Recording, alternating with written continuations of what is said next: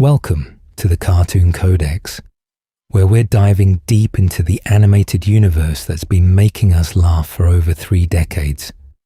Today, we're exploring every major character from The Simpsons, the show that redefined what animated television could be and created a cast of characters so iconic that they've become embedded in our cultural consciousness.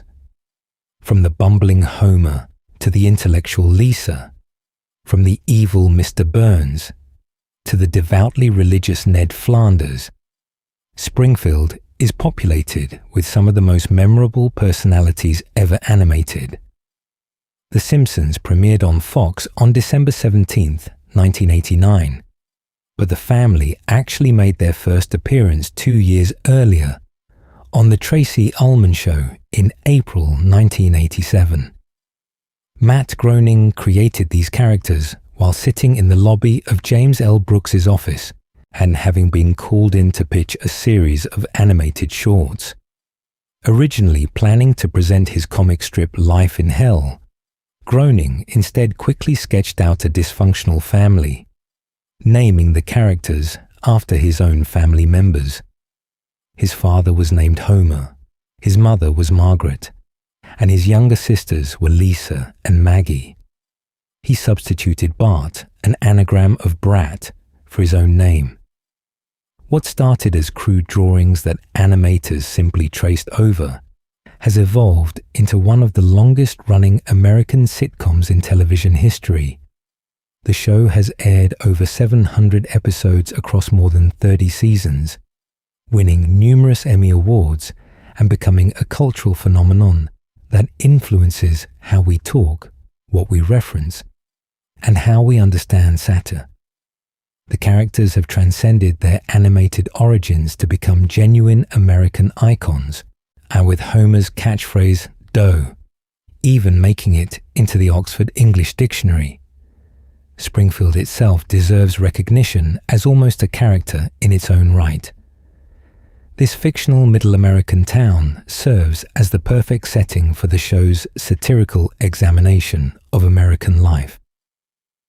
The state where Springfield is located is deliberately never specified, turning this ambiguity into a running joke throughout the series. This vagueness allows Springfield to represent any American town, making the show's commentary feel universal rather than region-specific. The genius of The Simpsons lies not just in its humor, but in how it uses animation to create a world where anything is possible, while still maintaining emotional authenticity. The characters don't age in real time thanks to the show's floating timeline, yet they've all developed and evolved in meaningful ways over the decades. What began as simple caricatures have become fully realized personalities with complex motivations, flaws, virtues, and the kind of depth rarely seen in animated comedy. Let's start our exploration with the man himself, the patriarch of America's most famous dysfunctional family. Homer J. Simpson stands as perhaps the most recognizable animated character in television history. Born on May 12, 1956, according to various episodes, Homer represents the stereotypical American working-class father, taken to comedic extremes. He's overweight, balding, lazy, ignorant, and frequently makes terrible decisions. Yet beneath this buffoonish exterior beats the heart of a man who genuinely loves his family, even if he shows it in unconventional ways. And Dan Castellaneta has voiced Homer since the character's inception, initially basing the voice on Walter Matthau before developing it into the stronger, more expressive tone we know today. This vocal evolution allowed Homer to convey a wider range of emotions, from his trademark annoyed grunt to moments of genuine tenderness. That grunt, spelled out as dough, has become so culturally significant that it's recognized worldwide as an expression of frustration or disappointment. Physically, Homer is designed to be instantly recognizable even in silhouette. His design incorporates some clever touches from Matt Groening, who originally hid his initials in Homer's features. The hairline was meant to resemble an M, and the ear was designed to look like a G. While the ear was eventually modified to appear more natural in animation, Groening still draws it as a G when sketching Homer for fans. Director Mark Kirkland has described Homer's head shape as resembling a tube-shaped coffee can, topped with a salad bowl, a description that perfectly captures his distinctive appearance. Homer's character represents numerous stereotypes about working-class American men. He's employed as a safety inspector at the Springfield nuclear power plant in Sector 7G, a position hilariously at odds with his careless, incompetent nature. His job performance is abysmal. He frequently sleeps at his console, has no idea how to operate the safety equipment he's supposed to monitor, and in one episode was even replaced by a chicken pecking at buttons. Yet, somehow, through a combination of luck and the general dysfunction of Springfield, Homer has held this position for decades. The nuclear plant job came about in the show's first season after Homer lost his previous position as a technical supervisor by driving an electric cart into a steam pipe while waving at Bart during a school field trip. Mr. Burns offered him the safety inspector position, and despite Homer's obvious unsuitability, he's remained in that role ever since. He frequently takes unauthorized leaves of absence or flat-out quits whenever something more interesting comes along, usually without consequence from his superiors. In one episode, it's even suggested that Homer pays a homeless man to fill in for him when he wants to leave early. At home, Homer spends most of his time on the couch watching television while consuming massive quantities of food and Duff beer. His diet is spectacularly unhealthy, consisting primarily of donuts, pork chops, and whatever else he can stuff in his mouth. He's been shown eating everything from a 64-ounce steak to an entire birthday cake in a single sitting. His love of food has gotten him into numerous predicaments, including the time he ate potentially poisonous blowfish and spent an entire episode convinced he was dying. Homer's relationship with his wife Marge forms the emotional center of the show. They met in high school when Homer saw Marge for the first time and immediately fell in love, though she initially went to prom with the sleazy Artie Ziff. After Artie made unwanted advances, Marge realized Homer was the one she truly wanted. Their courtship continued through several years of dating before Marge discovered she was pregnant with Bart, leading to a quick wedding at a small chapel across the state line. Despite Homer's many flaws, his marriage to Marge has remained remarkably stable throughout the series. He's deeply devoted to her, even if he frequently takes her for granted or makes decisions that cause her distress. In one memorable episode, when asked to describe his life with Marge, Homer says he's going to the back seat of his car with the woman he loves and won't be back for 10 minutes. Their relationship has survived numerous trials, from Homer's various schemes to financial troubles to temptations from other people. The show has explored what keeps them together, ultimately suggesting that beneath all the dysfunction, they genuinely love and need each other. Homer's parenting style is chaotic at best and neglectful at worst. His most infamous interaction with Bart involves strangling him whenever Bart does something to anger him, a running gag that continued for decades before finally being phased out in more recent seasons. Despite this violence played for laughs, Homer does love his children and has shown genuine concern for their well-being in many episodes. He's attended Lisa's saxophone recitals, defended Bart from bullies, and even quit his dream job at a bowling alley to return to the nuclear plant when Marge became pregnant with Maggie. In ensuring his family would have financial security. The relationship between Homer and Bart is particularly complex. They often clash due to Bart's mischievous nature and Homer's short temper. Yet they also share numerous adventures together and clearly care about each other. Homer sees himself in Bart, recognizing the same impulsive, rule-breaking tendencies he displayed as a child. With Lisa, Homer struggles to understand her intellectual interests and activism, but he deeply admires her intelligence even if he can't relate to it. His relationship with baby Maggie is perhaps the purest, shown most touchingly in the episode where Homer covers a plaque reading "Do It For Her" with Maggie's pictures, revealing that his motivation for working at the nuclear plant is providing for his youngest daughter. Homer's friendships center around his regular companions at Moe's Tavern. Barney Gumble, Carl Carlson, Lenny Leonard, and bartender Moe Seislak form his primary social circle.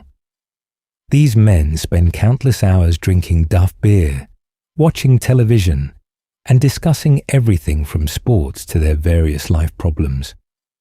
Homer's loyalty to these friends is genuine, though he frequently takes advantage of them, especially Barney, whose severe alcoholism Homer often enables.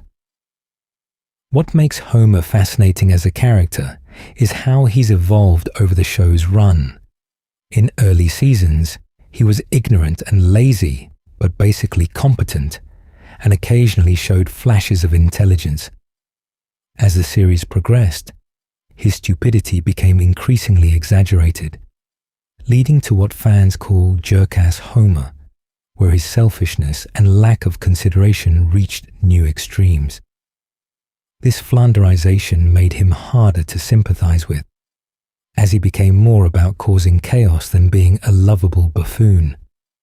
More recent seasons have attempted to walk this back, returning Homer to a character who makes mistakes but genuinely tries to do right by his family. Homer has held an astonishing number of jobs throughout the series, estimated at nearly 200 different occupations, and making him the most job-diverse animated character in history. He's been an astronaut, a snowplow operator, a food critic, a quick E-Mart employee, a bodyguard for the mayor, a farmer, a missionary, a hippie, a drifter, a blackjack dealer, a military colonel, a bootlegger during Springfield's Prohibition, and countless other positions. Most of these jobs last only a single episode before Homer returns to his nuclear plant position, usually having caused some kind of disaster in his temporary employment. His intelligence is portrayed inconsistently throughout the series. While generally depicted as quite stupid, Homer has demonstrated surprising knowledge and skills when plots require it. He's revealed fluency in multiple languages, shown sophisticated understanding of complex topics, and occasionally displays genuine emotional intelligence. The episode Hom revealed that his low intelligence stems from a crayon lodged in his brain since childhood, and when it's removed, Homer becomes a genius. However, he chooses to have it reinserted because his newfound intelligence alienates him from his family and friends. Homer's various alter egos and assumed identities add another layer to his character. He's been Max Power, a name he legally changed to when seeking a fresh start. He's performed as Pie Man, a vigilante who fights crime by throwing pies. He's impersonated Krusty the Clown and Mr. Burns. He created the persona of Mr. X as an investigative journalist. Each of these identities reveals different aspects of Homer's personality and his desire to be something more than just a safety inspector at a nuclear plant. The cultural impact of Homer Simpson cannot be overstated. Entertainment Weekly ranked him 9th on their list of the 50 greatest TV icons and 1st on their list of the top 100 characters of the past 20 years. USA Today cited him as one of the top 25 most influential people of the past 25 years, noting that Homer epitomized the irony and irreverence at the core of American humor. The character has inspired an entire line of merchandise, appeared in countless parodies and references across all media, and fundamentally changed how animated characters could be portrayed on television. Robert Thompson, director of Syracuse University's Center for the Study of Popular Television, believes that 3 centuries from now, English professors will regard Homer Simpson as one of the greatest creations in human storytelling. The Sunday Times called him the greatest comic creation of modern time, explaining that every age needs its great consoling failure, its lovable, pretension-free mediocrity. Homer fills that role perfectly, representing the average person struggling through life, making mistakes, but somehow muddling through with love and luck on his side. Homer's ability to survive impossible situations has become legendary. He's fallen down Springfield Gorge 3 times, been shot by Mr. Burns, survived multiple heart attacks, taken hits from professional boxers without moving, been hit by UFOs and wrecking balls, and even eaten an improperly prepared blowfish with no symptoms. Matt Groening once joked that Homer never dies because God thinks it's too funny watching him get hurt to allow him into heaven. And this cartoon durability allows the show to put Homer through increasingly ridiculous situations without permanent consequences. Yet beneath all the slapstick and stupidity, Homer represents something fundamentally human. He's a man who loves his wife, even if he doesn't always show it properly. He wants the best for his children, even if his methods are misguided. He works a job he hates to provide for his family. He makes mistakes constantly, but keeps trying. In many ways, Homer Simpson is the everyman taken to absurd extremes, and that's exactly why millions of viewers around the world have connected with him for over 3 decades. Moving from the patriarch to the matriarch, Marjorie Bouvier Simpson stands as the moral center and emotional anchor of the Simpson family. Voiced by Julie Kavner, who won a Primetime Emmy Award for the role in 1992, Marge is the well-meaning, extremely patient wife of Homer and mother to Bart, Lisa, and Maggie. Her towering blue beehive hairdo is so iconic that it's instantly recognizable worldwide, and her role as the family's stabilizing force provides the foundation that allows the show's chaos to function. Marge was created and designed by Matt Groening, who based the character on his own mother, Margaret Groening. Like the other family members, she first appeared in The Tracy Ullman Show, Short Good Night, on April 19, 1987. Her distinctive appearance, particularly that enormous hair, was inspired by both The Bride of Frankenstein and the beehive hairstyles popular in the 1960s. The hair's blue color was an early animation decision that stuck, and creating one of the most memorable character designs in television history. That blue hair reaches an impressive height of 8 feet 6 inches when measured from Marge's feet to the top of her beehive, making her technically one of the tallest characters on the show despite her modest actual height. The hair conceals secrets too.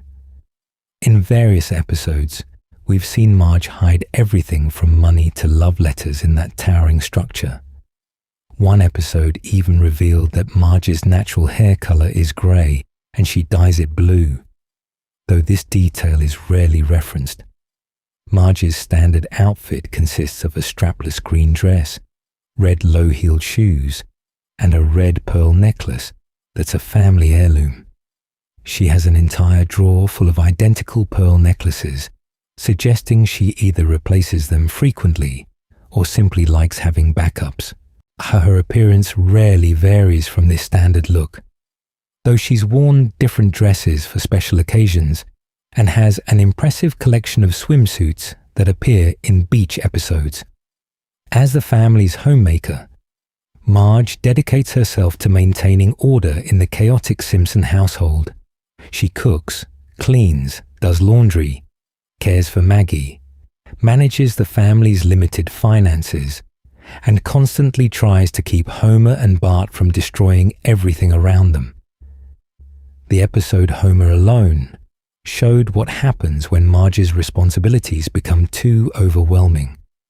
She has a complete breakdown in her car on a bridge, refusing to move until someone acknowledges how much she does for everyone. The episode also revealed that if Marge were removed from Springfield, the entire town would fall apart, demonstrating how essential she is, not just to her family, but to the community. Marge's personality is defined by her high morals and tendency to see the best in people, sometimes to a fault. She's trusting even toward fair-weather friends who criticize her family behind her back. She believes in proper manners, traditional values, and always doing the right thing, even when it's difficult. This moral compass frequently puts her in conflict with the rest of Springfield, which operates on much looser ethical standards. She's launched campaigns against violence in cartoons, attempted to shut down the town's burlesque house, and regularly stands up for what she believes is right, even when it makes her unpopular. Her relationship with Homer forms the emotional heart of the show. Despite his countless faults, our Marge genuinely loves him and has remained devoted throughout their marriage. They met when she was in high school detention for burning her bra at a feminist rally, and Homer was there for smoking in the bathroom. Their early relationship was rocky. Marge initially dated the wealthy Artie Ziff, who took her to prom, while Homer stayed home alone. But after Artie made unwanted physical advances, Marge realized Homer was the man she truly wanted. Their courtship continued through several years before Marge discovered she was pregnant with Bart. This prompted a hasty wedding at a small chapel across the state line. They bought their first house after Bart was born, and 2 years later, Lisa came along. The episode showing Maggie's conception revealed the depth of Homer's devotion, and as he quit his dream job at a bowling alley to return to the better-paying nuclear plant position, ensuring his family would have financial security. He covered a do-it-for-her sign with pictures of Maggie, making it his motivation to keep working a job he hates. Marge and Homer's marriage has survived numerous challenges. They've faced financial troubles, temptations from other people, Homer's various harebrained schemes, and the general stress of raising 3 difficult children. The show has explored their relationship from multiple angles, showing both the genuine love between them and the real frustrations that come from Homer's behavior. Marge has considered leaving him several times, but always ultimately stays, suggesting that despite everything, they genuinely need each other. As a mother, Marge takes her responsibilities seriously, though her approach varies with each child. With Bart, she's constantly torn between defending him from Homer's anger and punishing him for his mischievous behavior. She wants him to be a well-behaved boy, but also recognizes his creativity and free spirit. With Lisa, Marge has a closer bond, though she sometimes struggles to understand her daughter's intellectual and activist interests. She's supportive but also somewhat expects Lisa to eventually become a housewife like herself, creating tension as Lisa clearly has different ambitions.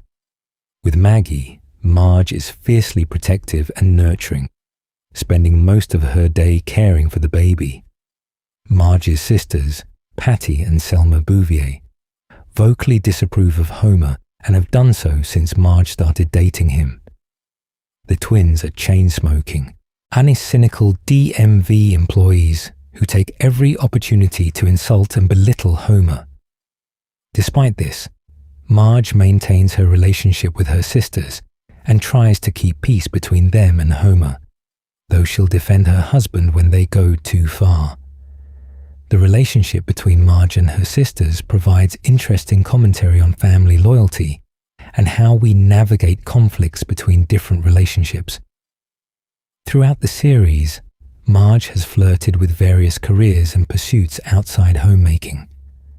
She worked as a police officer in Marge on the Lam, where she discovered a talent for law enforcement. She became a successful pretzel vendor before competition from corporate chains drove her out of business. She worked at the nuclear plant briefly. She taught at Springfield Elementary. She tried her hand as a real estate agent. Each career showed Marge's competence and capability, but she always returned to her role as homemaker, suggesting that she genuinely finds fulfillment in caring for her family, even if society doesn't value that work. Marge has displayed impressive talents when given opportunities to pursue them. She's a gifted painter who created a controversial portrait of Mr. Burns. She has exceptional athletic ability, excelling at bowling, baseball, and other sports when she tries them. She's fluent in French, having worked as a tutor in high school. She built elaborate statues using popsicle sticks. She can play the cello. These hidden talents reveal depth to Marge's character beyond her housewife role, suggesting unfulfilled potential that circumstances never allowed her to fully explore. The character has won widespread acclaim and recognition. She was ranked first on Entertainment Weekly's list of greatest TV moms in 1994 and named the most respected mother by respondents in a 2004 UK poll. Religious writer Kenneth Briggs wrote that Marge is his candidate for sainthood, explaining that she lives in the real world with crises and flawed people, forgives and makes her own mistakes, is a forgiving, loving person who absolutely fits the dictionary definition of a saint. This analysis captures what makes Marge work as a character. She's not perfect, but she's genuinely good in a way that's rare on television. Marge's famous exchange of letters with then First Lady Barbara Bush in 1990 became a memorable moment in the show's history. After Bush criticized The Simpsons as the dumbest thing she'd ever seen, the show's writers sent a polite letter to her from Marge, expressing hurt that the First Lady would call them dumb. Bush responded with an apology, saying she had been arrogant and would be more judicious in the future. This interaction demonstrated the show's growing cultural influence and Marge's role as its moral voice. As the show progressed, Marge's character evolved and, unfortunately, experienced some Flanderization of her own. In later seasons, she became increasingly portrayed as a killjoy who opposes anything fun or exciting, launching moral crusades against activities that others enjoy. Her worrying became excessive, and she started being more possessive and jealous, particularly regarding Homer's interactions with other women. This shift made her less sympathetic and more of an obstacle to stories, rather than a fully realized character participating in them. However, more recent seasons have attempted to restore Marge's original personality, making her once again the patient, loving, slightly naive, but fundamentally good person she was designed to be. The show recognized that Marge works best when she's the stable center, allowing chaos to happen around her, not when she's creating conflict herself. Marge's role in The Simpsons demonstrates the challenge of creating compelling characters who represent traditional values without making them boring or preachy. The show has generally succeeded by showing Marge's moral compass as genuinely important, while also acknowledging the limitations of her worldview. She's not always right, and her traditional attitudes sometimes clash with changing social values. but her fundamental goodness and love for her family remain constant. Her distinctive appearance has made Marge one of the most parodied and referenced cartoon characters in popular culture. That blue hair shows up in everything from political cartoons to fashion spreads to art installations. Marge has appeared on the cover of major magazines and become an unlikely feminist icon, representing the work and value of homemaking, while also demonstrating competence and intelligence that defy stereotypes about housewives. The relationship between Marge and Homer has been included in TV Guide's list of the best TV couples of all time, recognizing how their dynamic captures something genuine about long-term relationships. They frustrate each other, disappoint each other, and drive each other crazy. Yet they also support, love, and need each other. That complexity makes their marriage feel real despite the cartoon setting. Marge Simpson represents the heart of The Simpsons, the emotional core that makes the show's satirical edge work. Without her grounding influence, the chaos of Homer, Bart, and the rest of Springfield would become exhausting and ultimately meaningless. She provides the love and stability that makes viewers care about this dysfunctional family, reminding us that beneath all the comedy and cultural criticism, The Simpsons is fundamentally about people who, despite their flaws, care about each other. Now let's turn to the eldest Simpson child, the boy who became a cultural phenomenon in his own right and defined what it meant to be an underachiever and proud of it. Bartholomew Jojo Simpson, better known simply as Bart, is the 10-year-old troublemaker whose rebellious antics and lack of respect for authority made him the breakout character of the show's early seasons.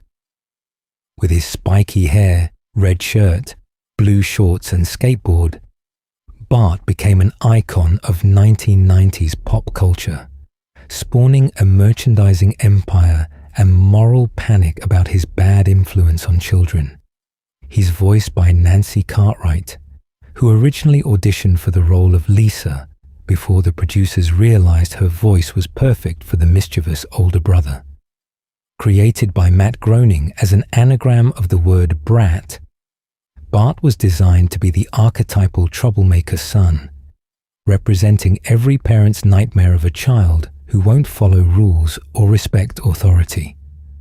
His full name, Bartholomew, is rarely used except when he's in serious trouble with Marge, and who employs the full name to convey her disappointment. The middle initials J.O. provide a tribute to animated characters like Bullwinkle J. Moose and Rocket J. Squirrel from the Rocky and Bullwinkle show, whose creator, J. Ward, inspired Groening. Bart's personality is defined by his rebellious nature, his pranks, and his general attitude of not caring about school, authority, or social expectations. He's a self-proclaimed underachiever who's proud of his status, famously writing "I will not waste chalk" on the chalkboard in the show's opening credits before skateboarding through Springfield, causing minor chaos. This opening became iconic, with Bart's chalkboard gag changing in every episode and becoming one of the show's signature elements. At Springfield Elementary School, Bart is in the 4th grade, where he's taught by the eternally suffering Mrs. Edna Krabappel and regularly harassed by Principal Seymour Skinner. He's a terrible student with consistently poor grades, not due to lack of intelligence, but because he simply doesn't apply himself. Various episodes have shown that Bart is actually quite clever when he's motivated, capable of complex planning and creative problem solving. He just directs these abilities toward pranks and schemes rather than schoolwork. His famous catchphrases became part of the cultural lexicon in the early 1990s. "Eat my shorts" became a rallying cry for rebellious kids. "Don't have a cow, man" entered everyday speech. "Ay caramba" served as his expression of surprise. These phrases, combined with Bart's attitude and appearance, made him incredibly marketable, and Bart Simpson merchandise flooded stores in the early 1990s, appearing on everything from t-shirts to dolls to unauthorized bootleg products.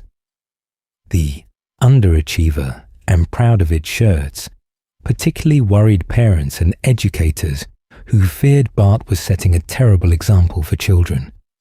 Bart's most famous recurring pranks are his prank calls to Moe's Tavern. He calls asking for people with ridiculous names, then laughs when Moe shouts the name to his bar patrons. Alcoholic, IP Freely, Jacques Strap, Seymour Butt, homosexual, Mike Roch, and countless others have been victims of this running gag that started in the show's first season and continues occasionally to this day. Moe's increasingly violent threats toward the prank caller provide the payoff, as he promises to do increasingly absurd things to Bart if he ever catches him, and Bart's relationship with his family is complex and evolving. With Homer, he shares a combative dynamic where Homer frequently strangles Bart when angry, yet they also have genuine father-son bonding moments. They've gone on road trips together, worked on projects, and shown that beneath their conflicts, they care about each other. Bart sometimes looks down on Homer for his stupidity and laziness, yet he's also clearly inherited many of Homer's traits, particularly his impulsiveness and lack of foresight. With Lisa, Bart has the classic sibling rivalry relationship. They're only 2 years apart in age, creating natural competition and conflict. Bart regularly mocks Lisa's intelligence and activism, while Lisa criticizes Bart's poor academic performance and misbehavior. However, our numerous episodes have shown them supporting each other when it really matters. When Lisa is genuinely hurt or threatened, Bart will defend her. When Bart faces serious consequences, Lisa will help him. Their relationship captures the reality of sibling dynamics, where constant bickering coexists with genuine love and loyalty. Bart's relationship with baby Maggie has received less focus, but has shown touching moments. He's protective of her and occasionally plays with her. An episode exploring their relationship revealed that Bart knew he loved Maggie, but didn't realize how much until they spent an adventure together. Their dynamic shows Bart's capacity for genuine affection beneath his troublemaker exterior. Bart's friendship with Milhouse Van Houten provides another important relationship. Milhouse is Bart's best friend, a nerdy kid with thick glasses who desperately wants to be cool like Bart. Bart frequently takes advantage of Milhouse, using him as a sidekick in schemes, and sometimes treating him poorly. Yet there's genuine friendship there too.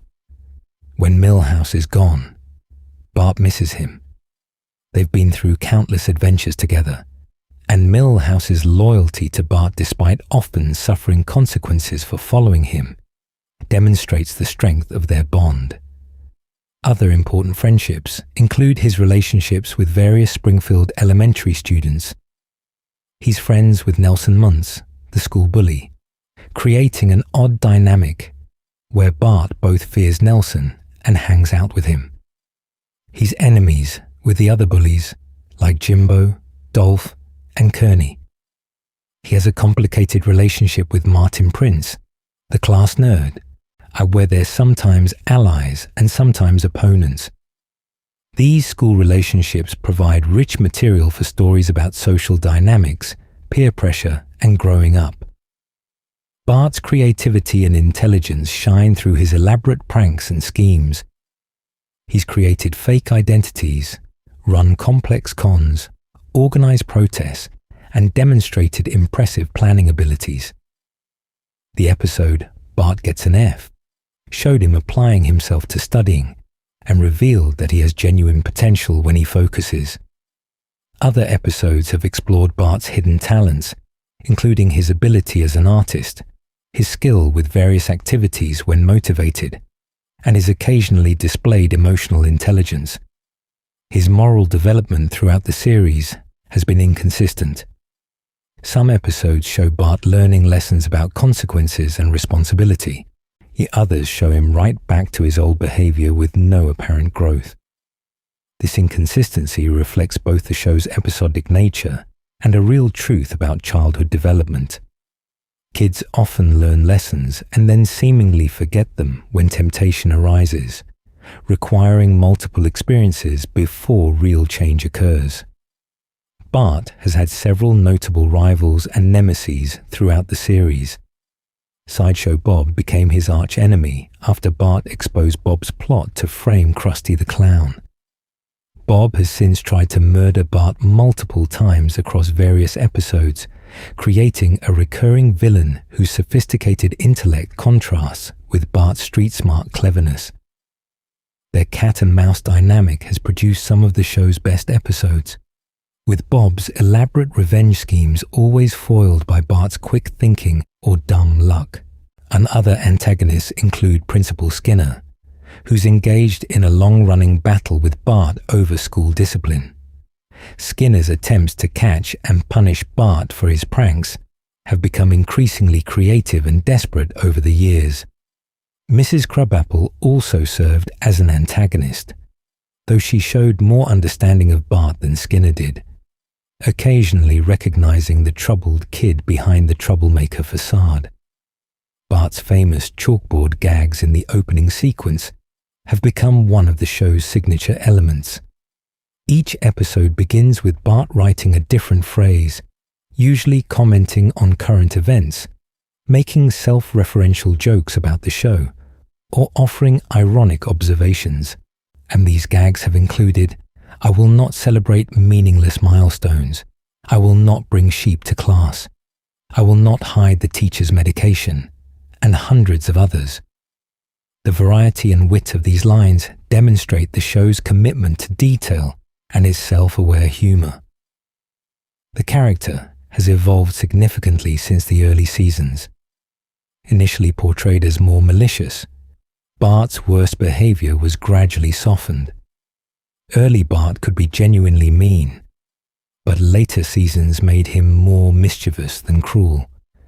This evolution made him more sympathetic while maintaining his rebellious nature. The show found a balance where Bart causes problems, but isn't genuinely harmful, allowing him to remain the lovable rogue rather than becoming insufferable.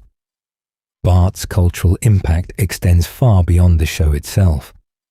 In the early 1990s, he represented youth rebellion and anti-establishment attitudes during a time when such expressions felt particularly resonant.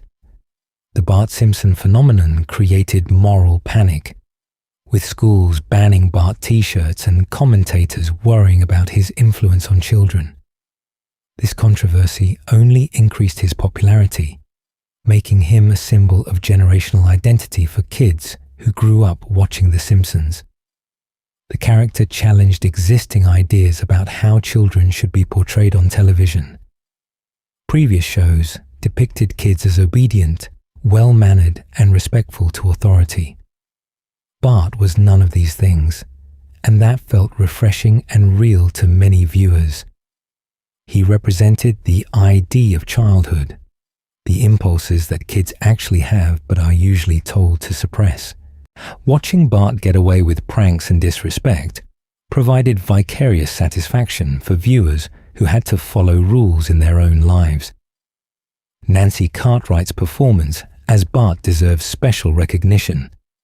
As a woman voicing a 10-year-old boy, she brings authentic energy and attitude to the character that makes him believable.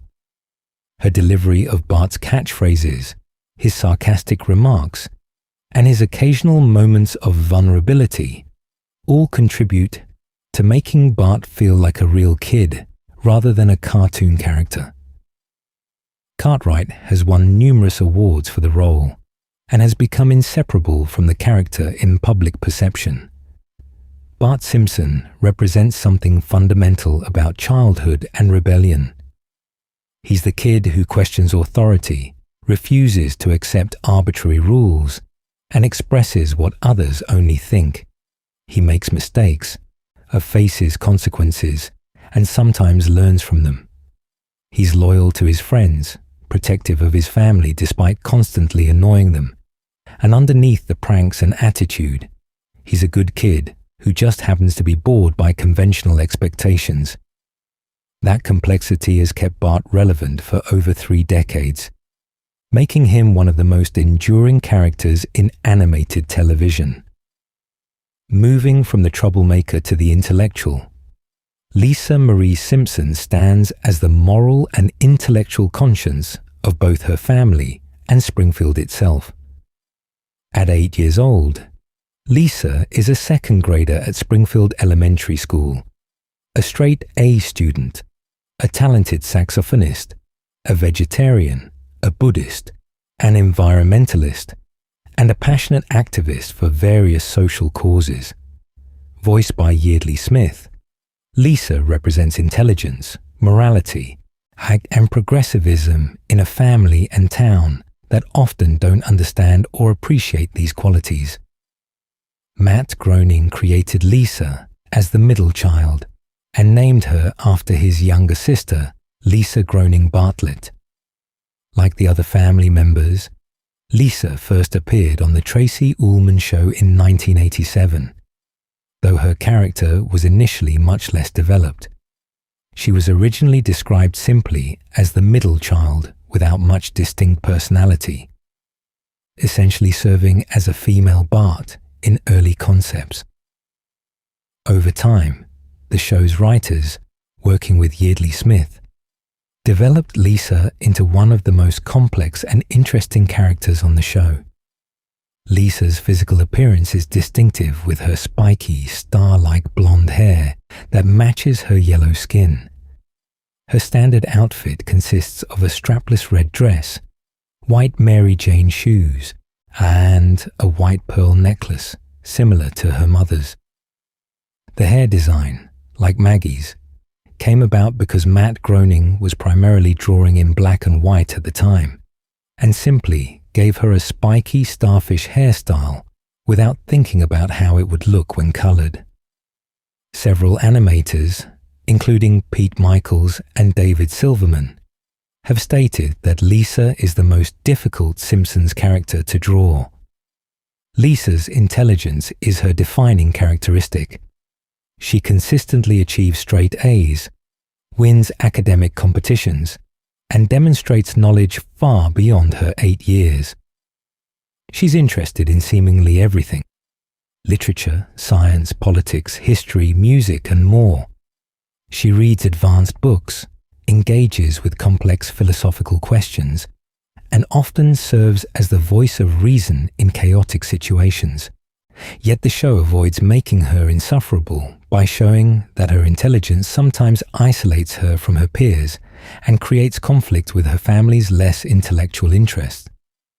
Her musical talent, particularly her saxophone playing, provides another defining trait. Lisa plays the baritone saxophone, which she acquired in the episode Lisa's Sax, after Homer bought it for her when he thought she was depressed. Music became her passion, and her outlet for expressing emotions she can't always articulate verbally. When stressed, sad, or happy, Lisa plays her sax, often improvising jazz that reflects her emotional state. Her talent is genuine, not just cartoon pretense. She's won competitions, performed solos, and demonstrated real musical skill. Lisa's moral compass often puts her at odds with Springfield's general dysfunction and corruption. She's launched campaigns against smoking, fought to preserve local history, exposed corrupt practices, protested animal cruelty, advocated for literacy, and stood up for countless causes. Sometimes her activism succeeds, but often it's futile against Springfield's apathy and corruption. These defeats don't discourage her, though. She keeps fighting for what she believes is right, even when it's unpopular or seems hopeless. Her vegetarianism, adopted in a 1995 episode guest starring Paul McCartney, became a permanent character trait. Unlike many sitcom changes that get reset, Lisa's vegetarianism stuck, requiring the writers to remember and maintain it in subsequent episodes, and this commitment to continuity reflected the show's recognition that Lisa's moral stands needed to have lasting impact to be taken seriously. Her vegetarianism is portrayed not as a phase, but as a genuine ethical choice based on her compassion for animals. Similarly, Lisa's conversion to Buddhism represented a significant character development that remained permanent. In the episode She of Little Faith, Lisa became disillusioned with Christianity after seeing how Springfield's first church had been commercialized. After learning about Buddhism from Richard Gere and exploring its teachings, she converted, becoming the show's representation of alternative spirituality.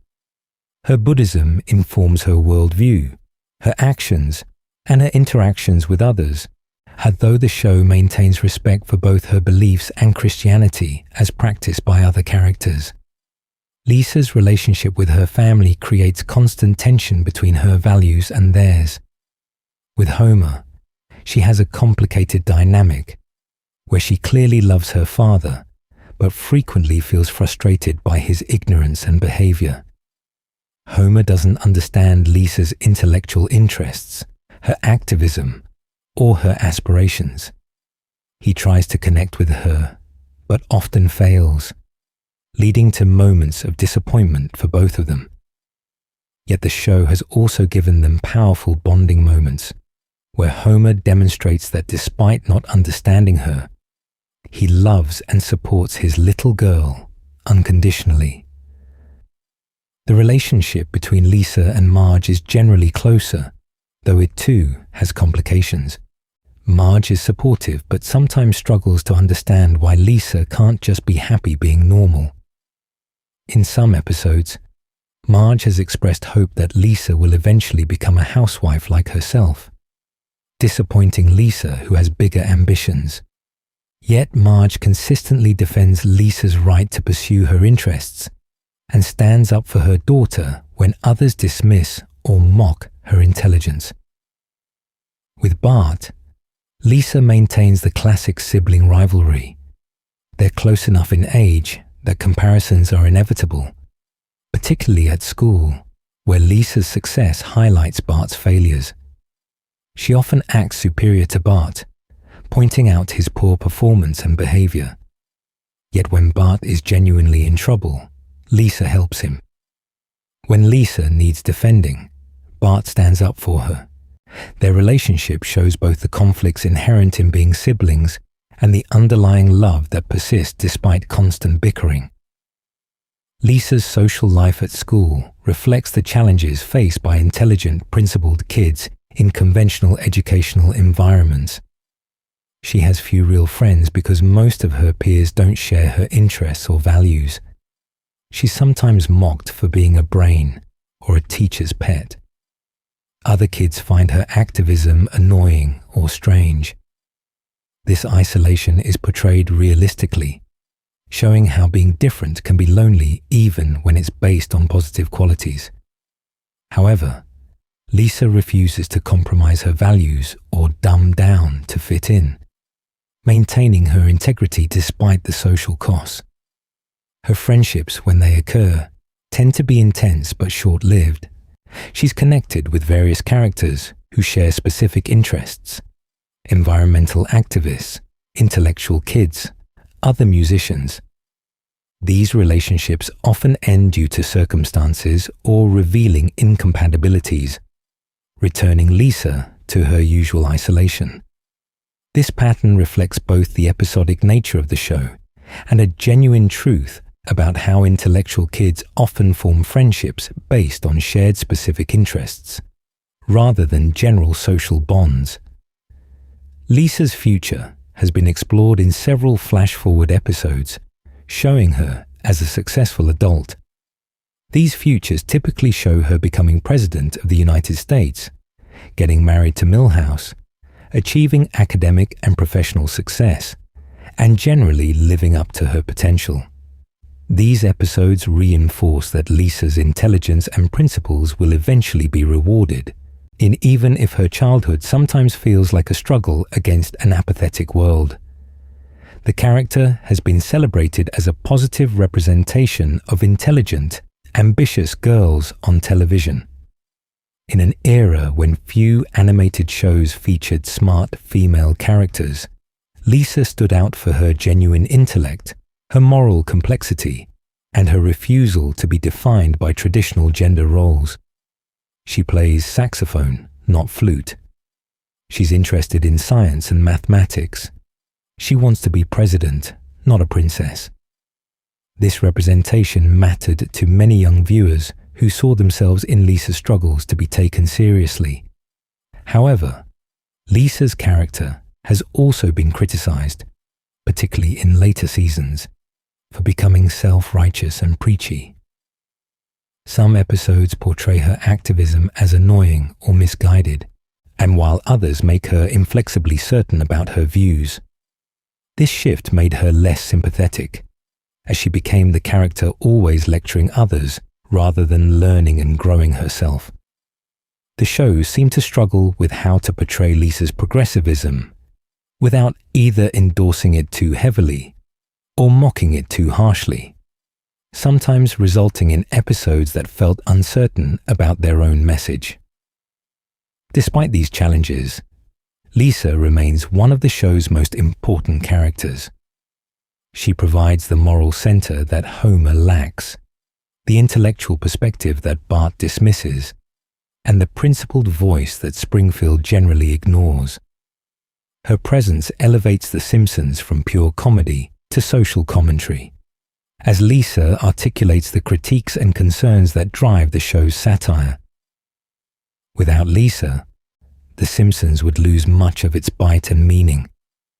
Lisa Simpson represents the struggle of trying to make the world better when everyone around you seems content with mediocrity. She's the person who sees problems and wants to fix them, who holds herself and others to high standards, who refuses to accept that this is how things are. Her frustrations, her occasional victories, and her persistent hope despite constant disappointment make her perhaps the most human character on the show. She reminds viewers that intelligence and principle matter, even in a world that often seems to reward their opposites. Now let's examine the youngest Simpson, who communicates more through her actions and presence than any words she might say. Margaret Evelyn Lenny Simpson, known universally as Maggie, is the perpetually one-year-old baby of the Simpson family.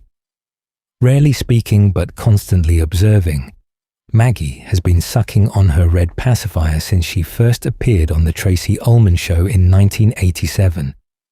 Despite her young age and limited screen time compared to other family members, Maggie has participated in some of the show's most memorable moments and has demonstrated surprising competence and awareness for a baby. Maggie received her first name from Matt Groening's youngest sister, continuing the family naming pattern that extended to all the Simpson children. Her middle names have varied across different episodes, showing the floating continuity that The Simpsons employs. What remains consistent is her appearance. Blonde, spiky hair like Lisa's, light blue footy pajamas, a blue hair bow, and that famous pacifier that almost never leaves her mouth. The pacifier serves as Maggie's primary form of communication and expression. Through different pacifier sounds, sucking, clicking, popping, combined with her facial expressions and body language, Maggie conveys a surprising range of emotions and reactions to situations around her. She's keenly aware of her surroundings, often watching and understanding family dynamics that others assume she's too young to comprehend. This awareness has led to many sight gags where Maggie reacts to adult conversations or situations with expressions that show perfect understanding. Maggie's most famous moment came in the two-part episode, Who Shot Mr. Burns? The mystery of who shot Springfield's most hated man, built across an entire season, with everyone in town having motives. The reveal that baby Maggie accidentally shot Burns while reaching for a lollipop he tried to steal from her became one of the show's most memorable plot twists. It showed that even the baby was capable of bringing down Mr. Burns, while also demonstrating Maggie's agency and ability to affect major events despite her age. Her relationship with her family members varies significantly based on who she's interacting with. Maggie clearly prefers Marge to anyone else, spending most of her time with her mother and showing distress when separated. She's developed a strong bond with Homer, though he sometimes forgets she exists or pays her less attention than her siblings. The episode A Maggie Makes Three revealed the depth of Homer's love for her through the powerful ending where he covers a "do it for her" sign with Maggie's pictures, eyes showing that she's his reason for continuing to work at the nuclear plant. With Bart and Lisa, Maggie has shown varying relationships. She sometimes imitates Bart's mischievous behavior and has participated in his schemes. With Lisa, Maggie often observes her older sister's activities and occasionally joins her in quieter pursuits. The episode exploring Bart and Maggie's relationship revealed they share more personality similarities than initially obvious, both being artistic and mischievous when given opportunities. Maggie has spoken only a few times throughout the series, making these moments particularly significant. Her first word in normal continuity was "Daddy," spoken at the end of Lisa's first word in a scene voiced by Elizabeth Taylor. Homer had just tucked her in, expressing his love, and after he left the room, Maggie removed her pacifier and said the single word, though no one heard her. This tender moment reinforced that despite Homer's often poor parenting, his children do love him. Other instances of Maggie speaking have occurred in flash-forward episodes showing her future, and in Treehouse of Horror segments that exist outside normal continuity. In future timelines, Maggie is sometimes shown as a successful adult, occasionally as a musician, or in other creative fields. These futures suggest that Maggie, like Lisa, has abilities and potential that will eventually be realized. Maggie's absence from episodes is notably higher than other main family members. While Homer appears in every single episode, Maggie has been absent from 34 episodes. These absences usually occur when the family goes places where taking a baby would be impractical, with Maggie presumably being babysat somewhere off-screen. This pragmatic approach to her character acknowledges the limitations of having a perpetual infant as a main character. Despite being a baby, Maggie has shown remarkable abilities throughout the series. She's escaped from daycare through elaborate prison break-style schemes. She's driven Homer's car. She's saved Homer's life multiple times, including rescuing him from drowning. She's displayed impressive hand-eye coordination, strength, and problem-solving abilities that defy realistic baby development. These moments play with the gap between her infant status and her demonstrated competence for comedic effect.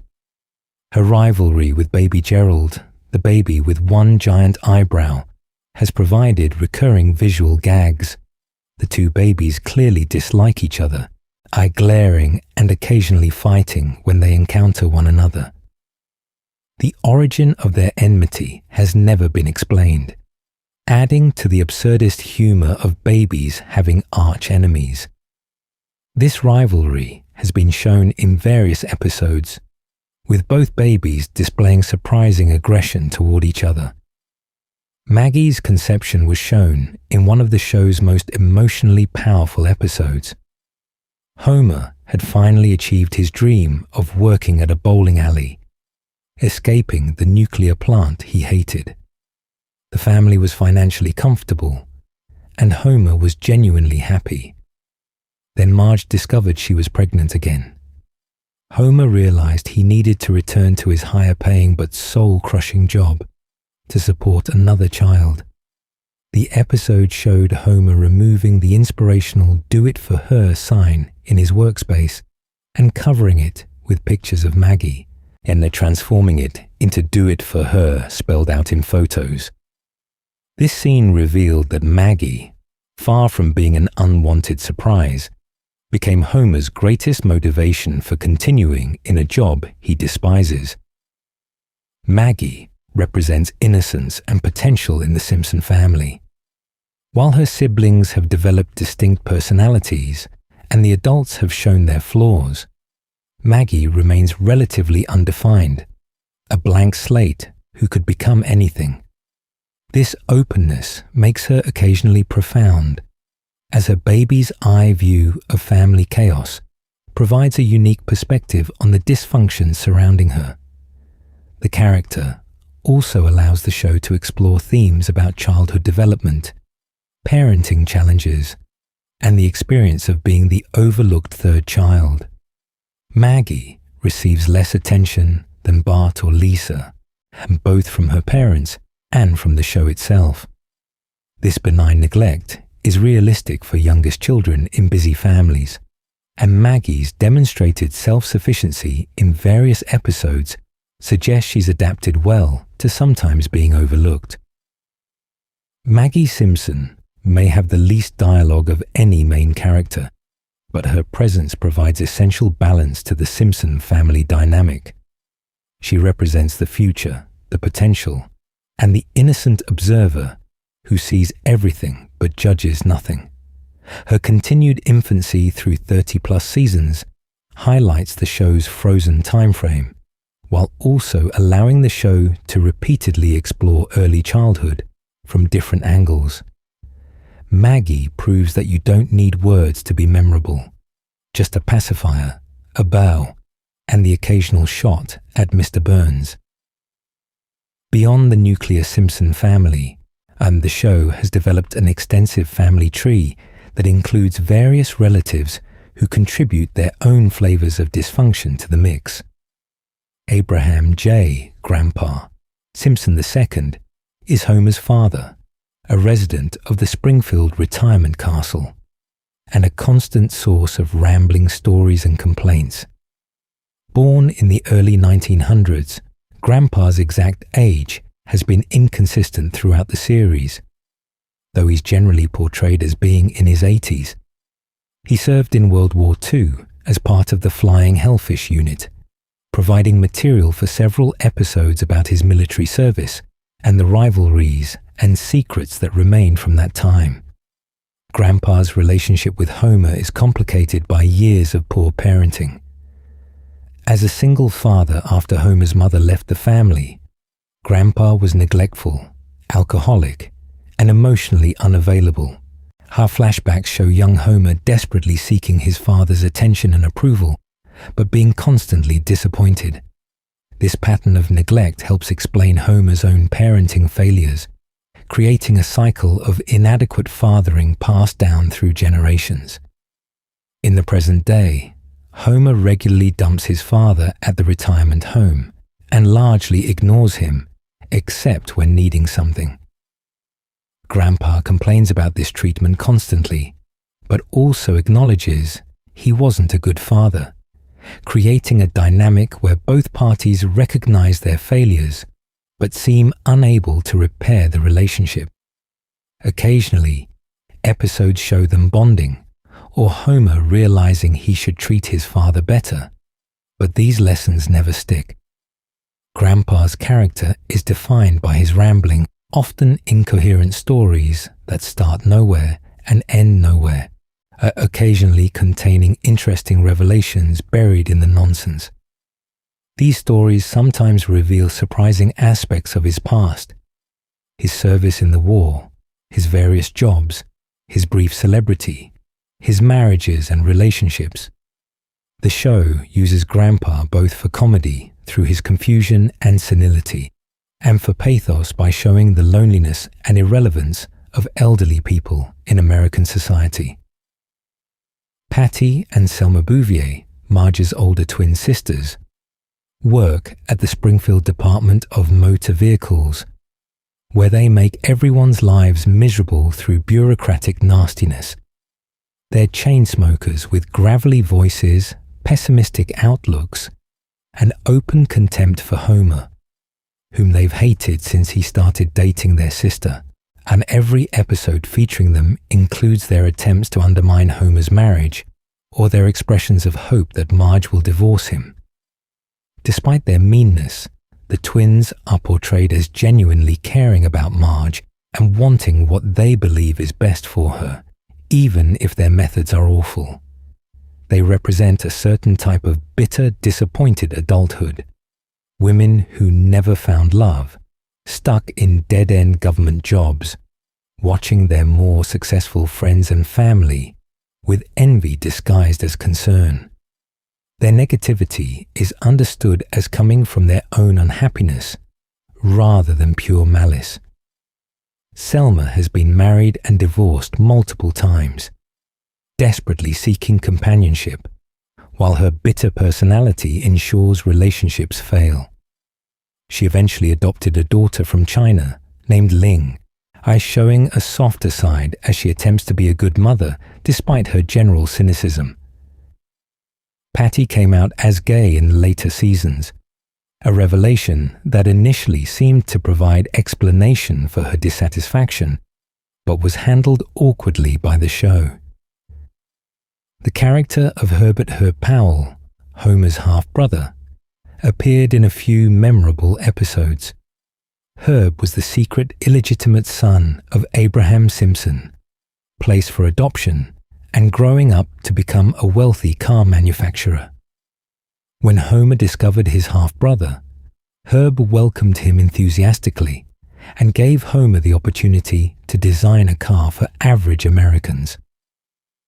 Homer's creation, the Homer, was so expensive and absurd that it bankrupted Herb's company, destroying their newfound relationship. Herb later returned broke and homeless, hamstaying with the Simpsons, while developing a baby translator device that restored his wealth. These episodes explored themes about family, class differences, second chances, and the way people from different circumstances struggle to connect even with blood ties. Herb's character showed that the Simpson family's dysfunction wasn't just about Homer's individual failures, but reflected deeper generational patterns. Other extended family members have appeared occasionally, including Marge's mother, Jacqueline Bouvier, various cousins and distant relatives, and family friends, who function as honorary relatives. These characters expand the Simpson universe while providing new angles on the family dynamics and social context that shape the main characters. The extended family serves multiple purposes in the show's storytelling. They provide contrast to the nuclear family, showing that dysfunction extends beyond just Homer, Marge, and the kids. They offer opportunities for stories about aging, sibling dynamics, inherited trauma, and how families fragment across generations. They also ground The Simpsons in a broader social context, showing that no family exists in isolation, but is part of larger networks of relationships, obligations, and shared history. These supporting family members demonstrate The Simpsons' commitment to building a rich, detailed world where characters have histories, connections, and context beyond what serves immediate plot needs. While they may not appear frequently, their existence reminds viewers that the Simpson family comes from somewhere, belongs to something larger than itself, and carries forward patterns established by previous generations. This depth helps the show feel more real despite its cartoon format, creating a sense that Springfield exists as a coherent place with its own social structures and interconnected lives. Moving outside the immediate family, we encounter Springfield's most powerful and malevolent resident, a man whose wealth, age, and ruthlessness make him the closest thing the show has to a central villain. Charles Montgomery Plantagenet Schicklgruber Burns is the owner and operator of the Springfield nuclear power plant, making him Homer's boss and Springfield's wealthiest resident. His net worth has been estimated at over $1 billion, though in one episode it temporarily slipped to $996 million, resulting in his demotion from billionaire camp to millionaire camp, a humiliation he barely survived. Voiced by Harry Shearer since early in the show's run, Mr. Burns represents corporate greed, cruelty, and the dark side of capitalism taken to cartoonish extremes. Burns is extraordinarily old, with his exact age varying wildly across episodes. He's been stated to be 81, 104, and even 156 years old in different contexts. References to his past include participating in or witnessing events from the 19th century, suggesting he may be well over 100 years old. His birthplace is listed as Pangaea, the prehistoric supercontinent, though this is clearly a joke about his extreme age. He was alive during the presidency of William Howard Taft, attended Springfield High School during the Lincoln administration, and claims to have lost a fortune in the crash of 1929. Physically, Burns is tall and thin, with a distinctive hunched posture, a prominent overbite, and a long beak-like nose. He's bald except for a few wisps of white hair and has talon-like hands with 3 fingers. His frail appearance contrasts with his immense power and influence, though he has displayed surprising strength on rare occasions, such as when he captured the Loch Ness Monster or rescued someone from a burning building. Generally, though, he's portrayed as weak and prone to various old age ailments. Mr. Burns is characterized by his greed, his cruelty, and his complete disconnection from both a morality and modern society. He blocks out the sun to force Springfield residents to use more electricity. He steals candy from babies. He releases radioactive waste into Springfield's environment. He exploits and abuses his employees mercilessly. He's described as a combination of several evil figures from history and fiction, including Howard Hughes, John D. Rockefeller, and various robber barons from the Gilded Age. His villainy is somewhat undercut by his extreme old age and senility. Burns frequently loses track of his thoughts mid-sentence, becoming confused and helpless. He practices outdated customs like phrenology and uses references to long-dead celebrities in the present tense, assuming they're still alive. He told Smithers to recruit dead ball-era baseball players for the plant's softball team, not realizing they died decades ago. He drives an antique car and gets angry when children mock it, saying it was the first car to outrun a man. These anachronisms make Burns simultaneously threatening and pathetic. The relationship between Mr. Burns and his personal assistant Waylon Smithers Jr. forms one of the show's most interesting dynamics. Smithers is utterly devoted to Burns, attending to his every need, anticipating his desires, and protecting him from consequences. He works essentially 24 hours a day, lives in a modest apartment despite presumably earning a good salary, and has built his entire life around serving his boss. This devotion goes beyond professional duty into something much more personal. The show has gradually revealed that Smithers is gay and harbors romantic feelings for Mr. Burns, feelings that Burns either doesn't recognize or chooses to ignore.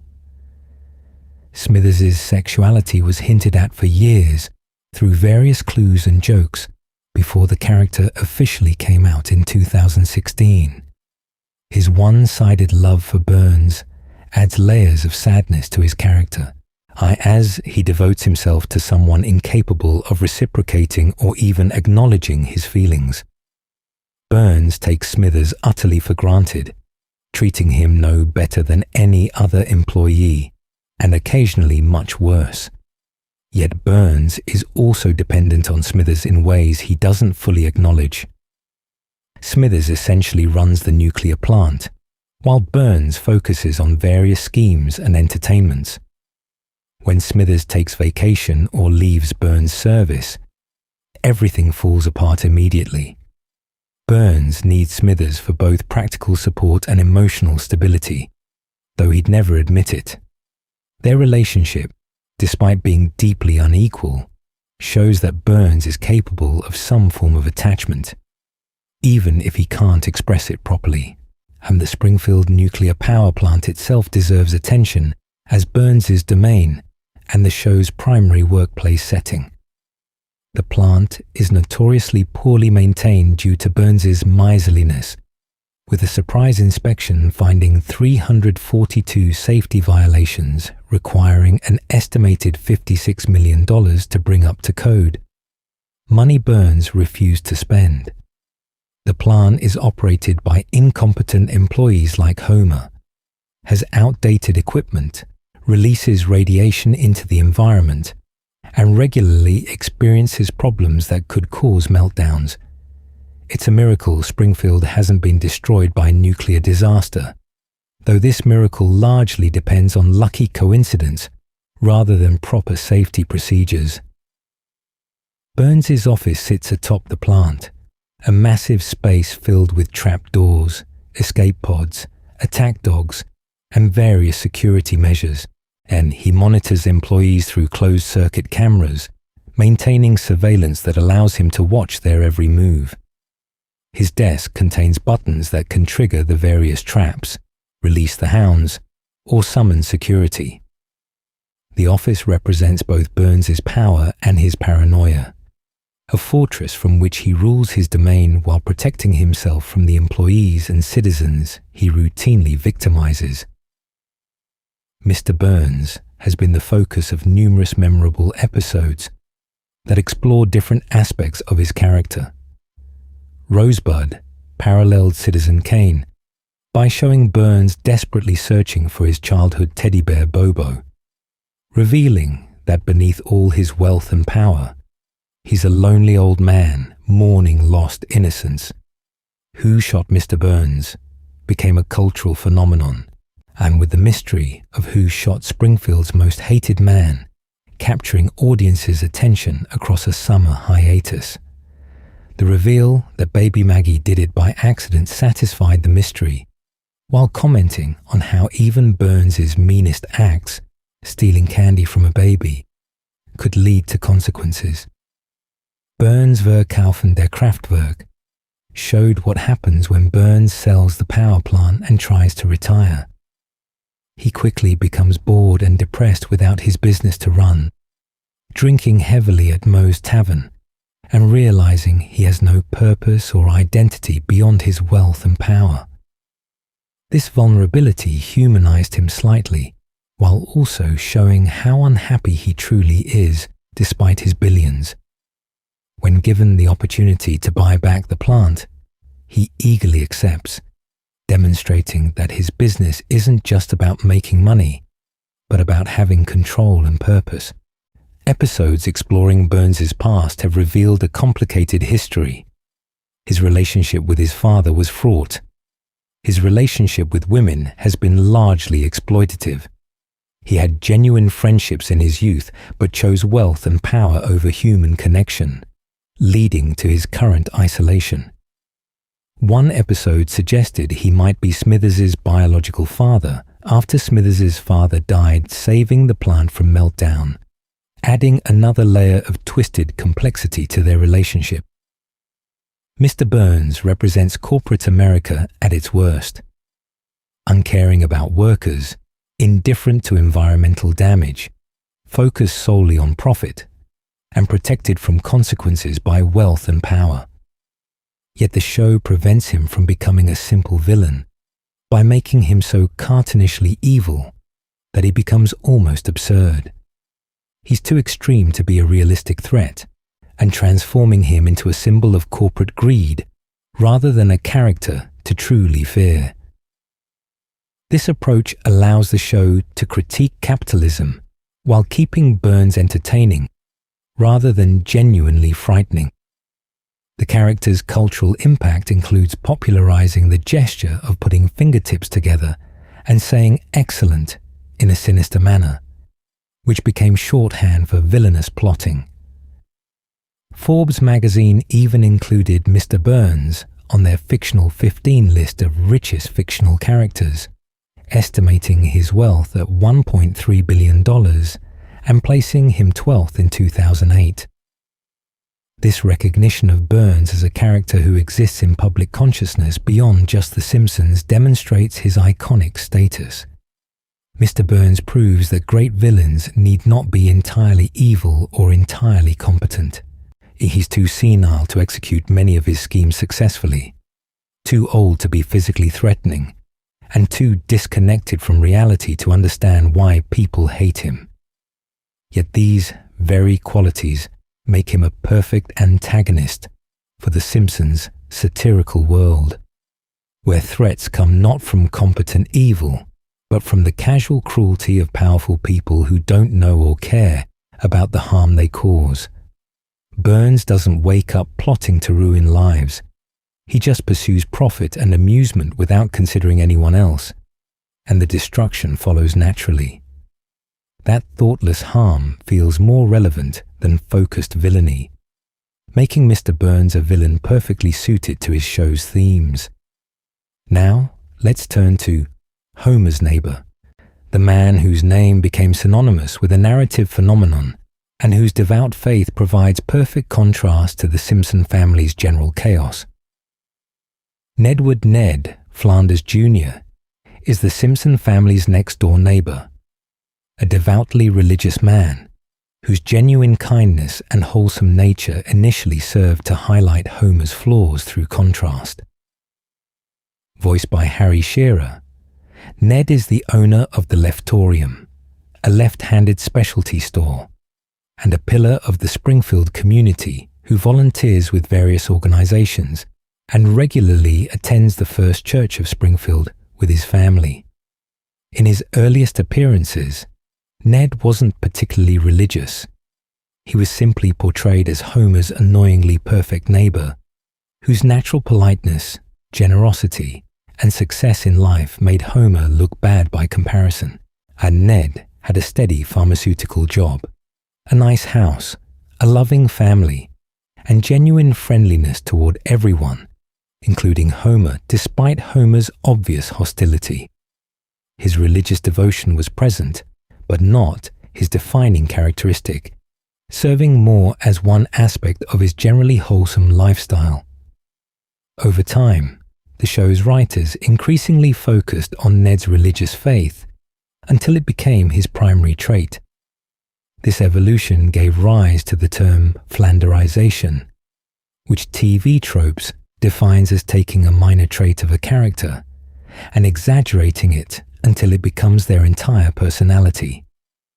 Ned went from being an all-around good neighbor who happened to be Christian to being a Bible-thumping fundamentalist whose every action and statement related to his religious beliefs, and this transformation made him simultaneously more comedically useful and less interesting as a character. Physically, Ned is distinguished by his prominent mustache, his typically conservative clothing including sweaters and button-down shirts, and his surprisingly muscular physique hidden beneath modest clothes.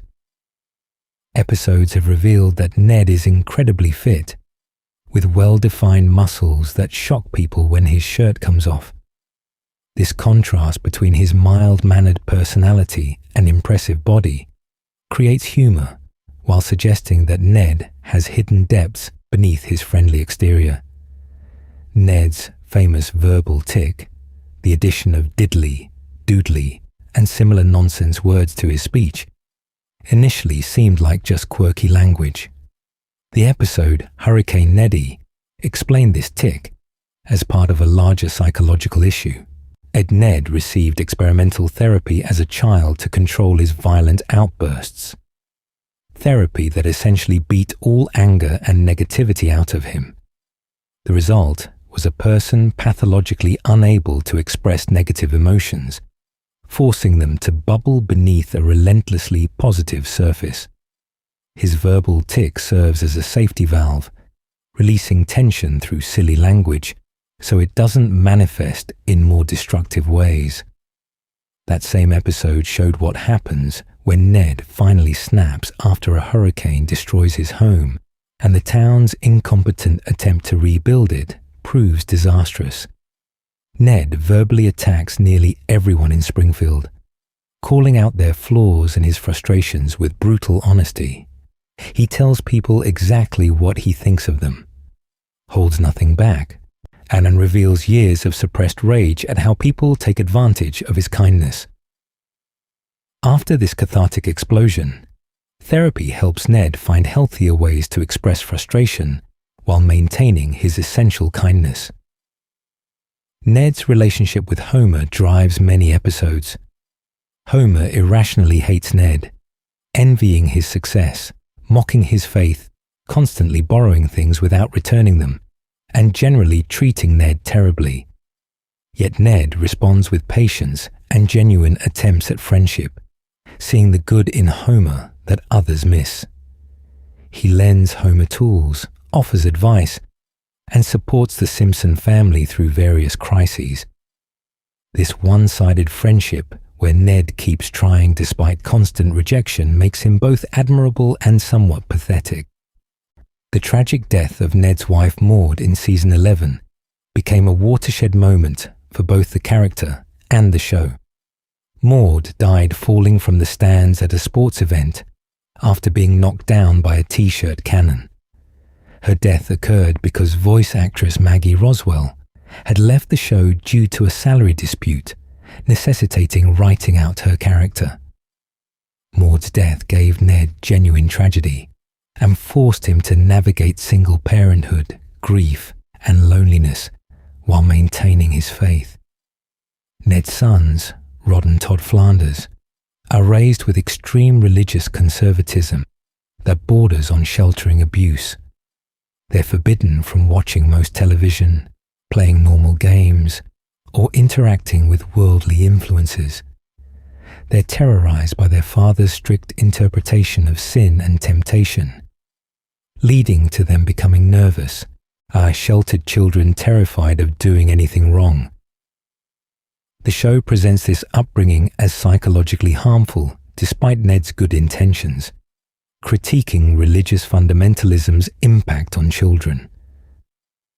After Maud's death, Ned eventually entered relationships with other women, including Edna Krabappel, Bart's teacher.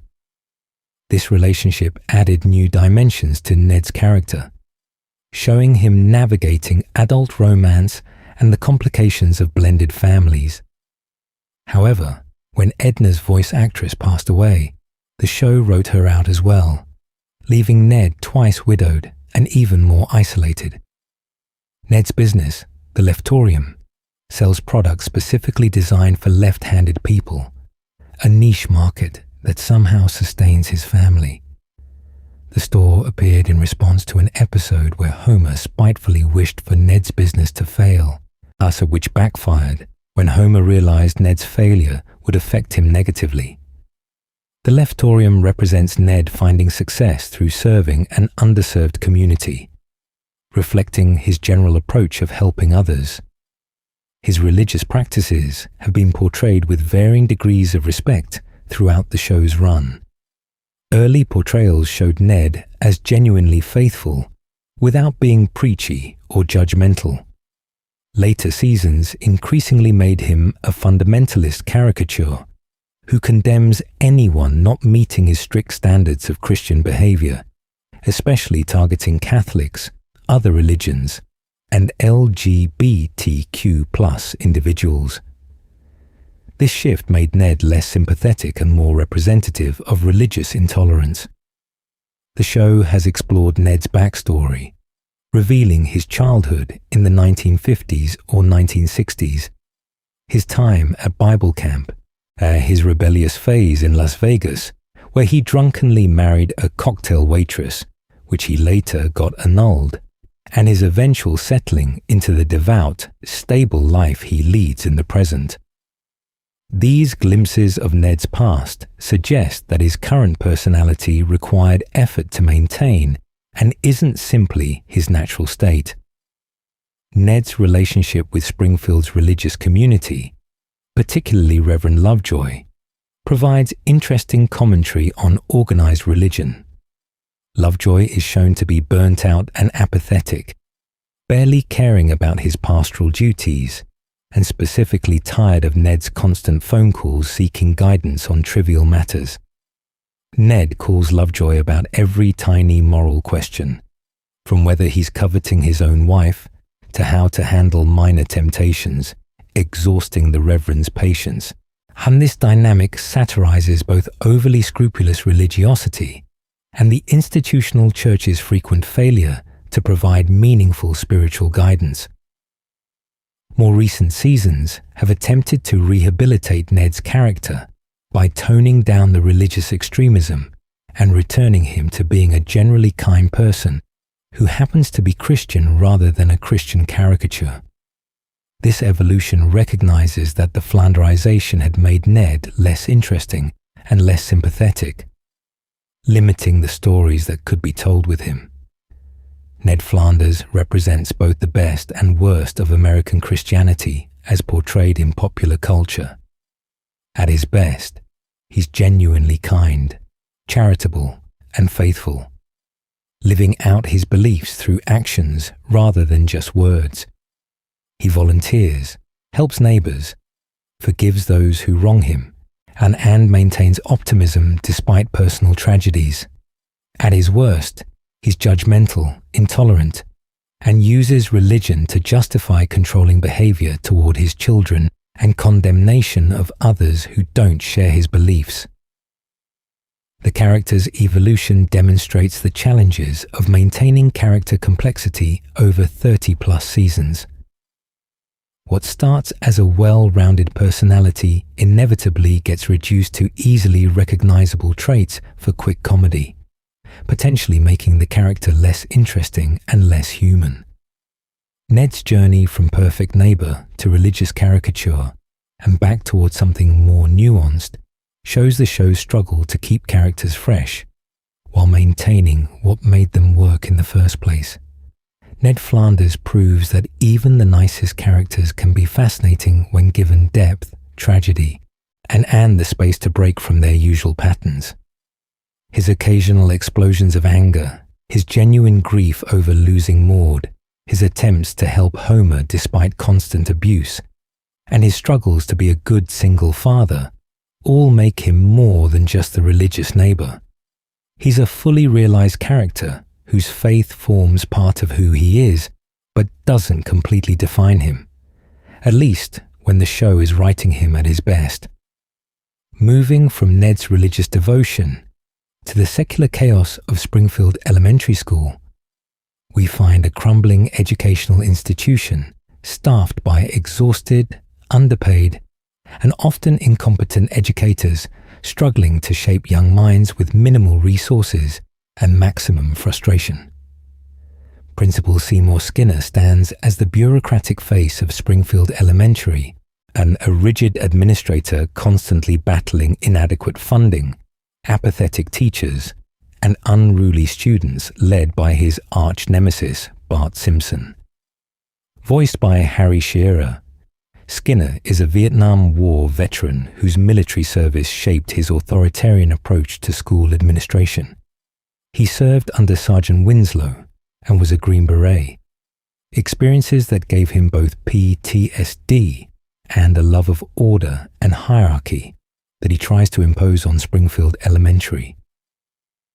Skinner's most controversial episode, The Principal and the Pauper, revealed that the man Springfield knows as Seymour Skinner is actually Armin Tamzarian, a street punk from Capital City, who assumed the identity of the real Seymour Skinner after he was believed killed in action during the Vietnam War.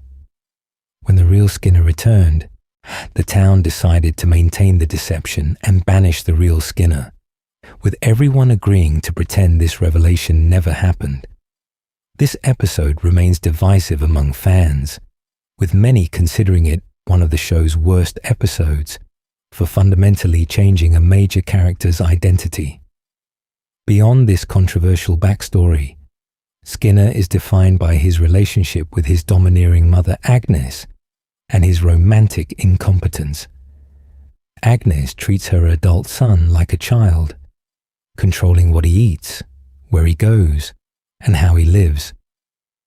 Skinner remains trapped in this dynamic, unable to assert independence even as it embarrasses him professionally.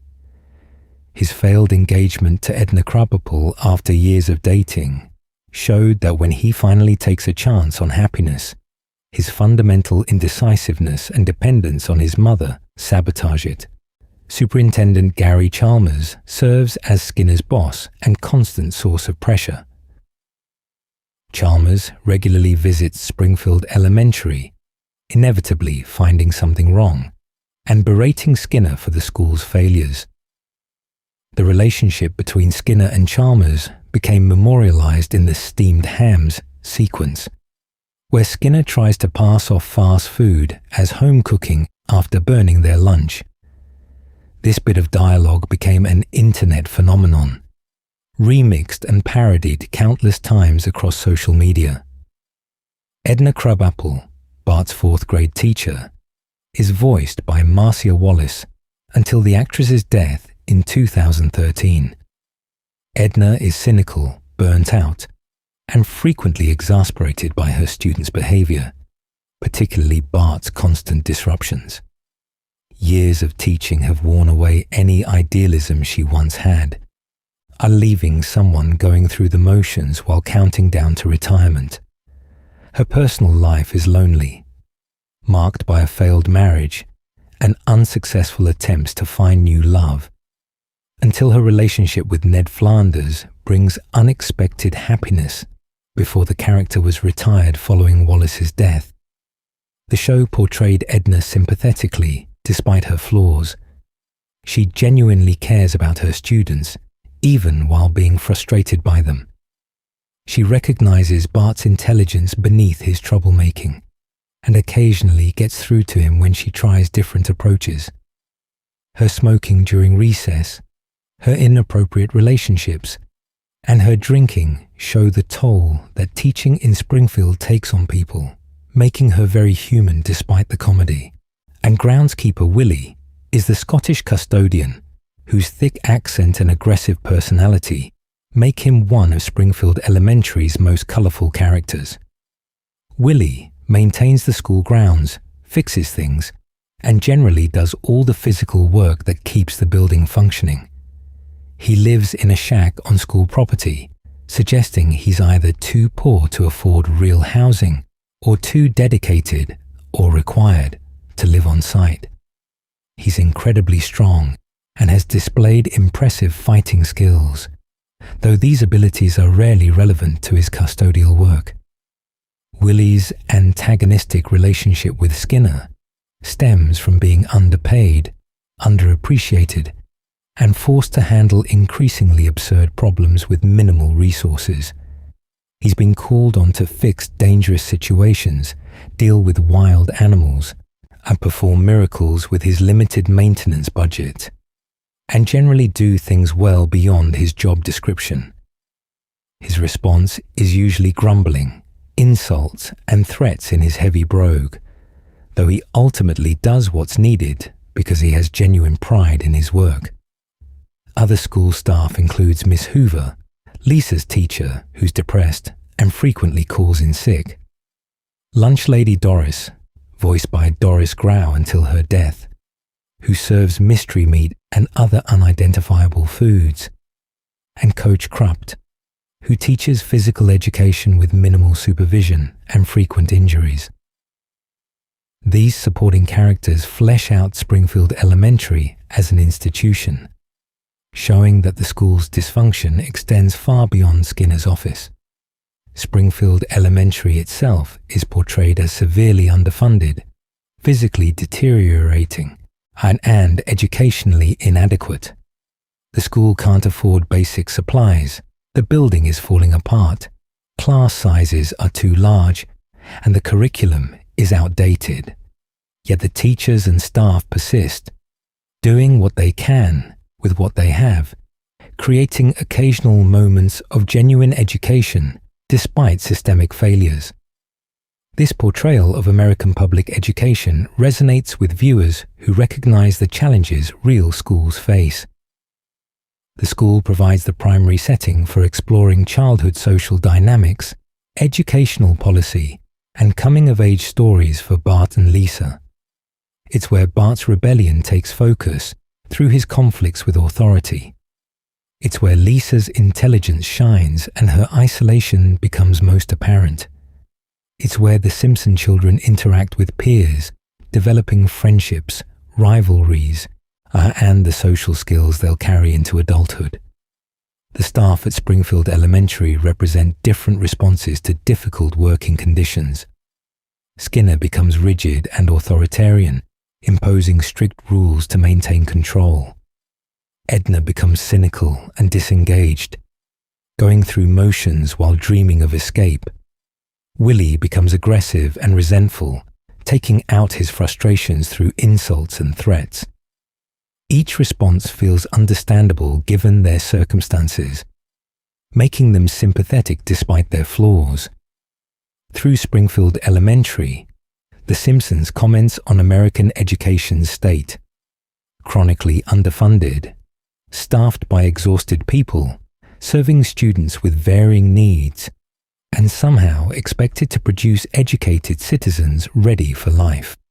The show satirizes both the system's failures and the people who perpetuate or suffer under them, finding humor in tragedy while occasionally highlighting genuine problems that deserve addressing.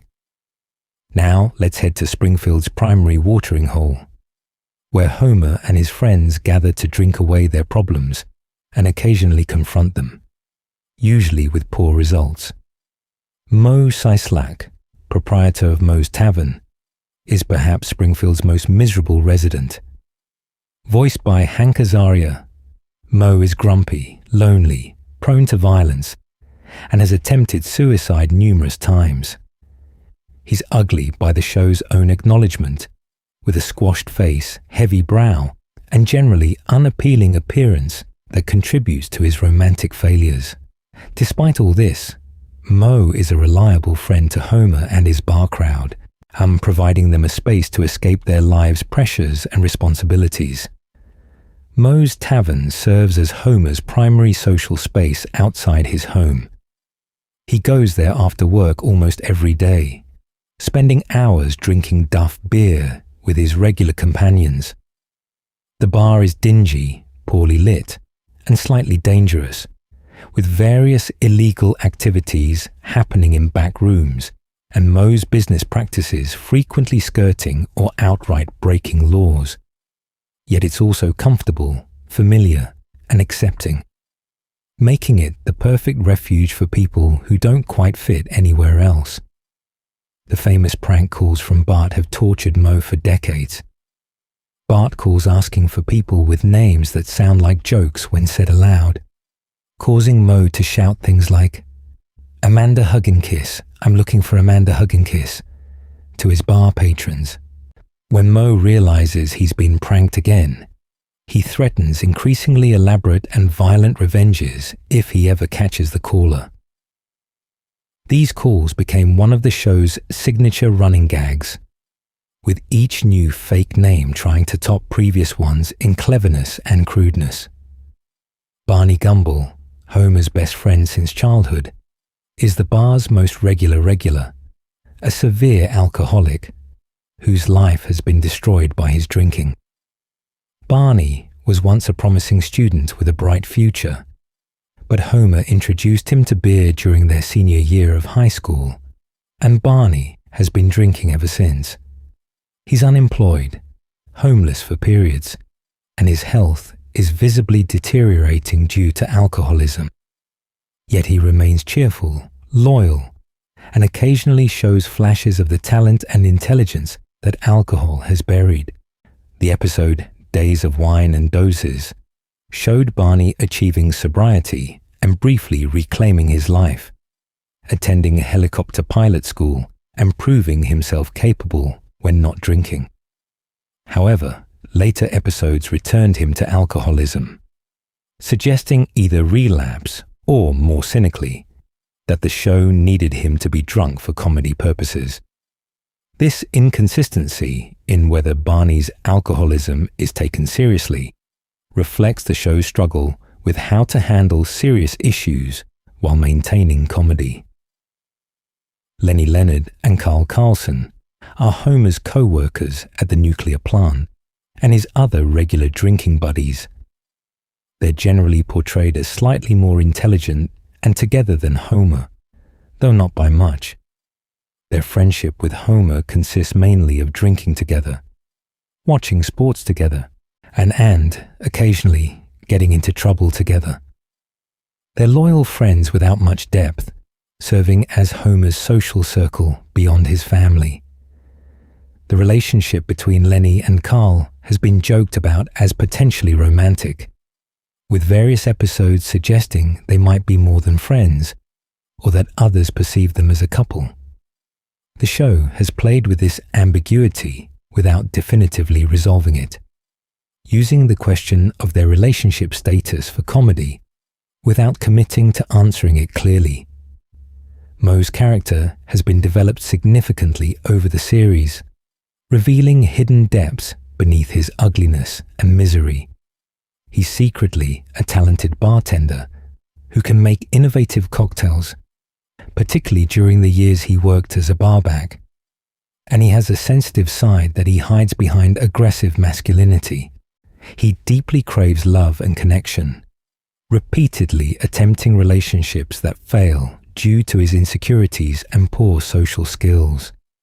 He's capable of genuine friendship and loyalty, shown through his support for Homer, despite Homer frequently taking advantage of him. Various episodes have explored Moe's past, suggesting he was an unsuccessful boxer, possibly of Italian or Eastern European heritage, and has lived in Springfield for decades. He's been married at least once, had various failed relationships, and regularly appears in online dating despite never finding success. His continued efforts despite repeated failures show both his resilience and his desperation, making him simultaneously pathetic and admirable. The bar itself has served many functions beyond simple drinking establishment. Moe has run illegal operations from back rooms, including gambling, bootlegging during Springfield's brief prohibition, serving as a gateway to secret tunnels, and various other illicit activities. He's adapted to survive financially by doing whatever necessary, legal or otherwise, to keep his business running. Moe's periodic suicide attempts are played for dark comedy, but raise questions about whether the show should treat such serious subject matter so lightly. He's tried hanging himself, drowning himself, jumping off buildings, and various other methods, usually interrupted at the last moment by coincidence or Homer's intervention. These attempts are portrayed as stemming from his loneliness and hopelessness, rather than mental illness requiring treatment, which is itself problematic. The bar crowd represents a certain type of American masculinity built around sports, beer, and avoiding responsibilities. These men escape to Moe's tavern to avoid dealing with their lives' actual problems, finding comfort in familiar patterns and friendly company. The show both celebrates and critiques this dynamic, showing both the genuine friendships formed in these spaces and the dysfunctional avoidance of growth and change they enable. Moe's Tavern proves that even the dingiest dive bar can become important to people who need a space to belong. For Homer and his friends, it's not about the physical location, or even the alcohol, though those matter. It's about having a place where they're accepted, where they can relax without judgment, and where they can maintain friendships despite their various flaws.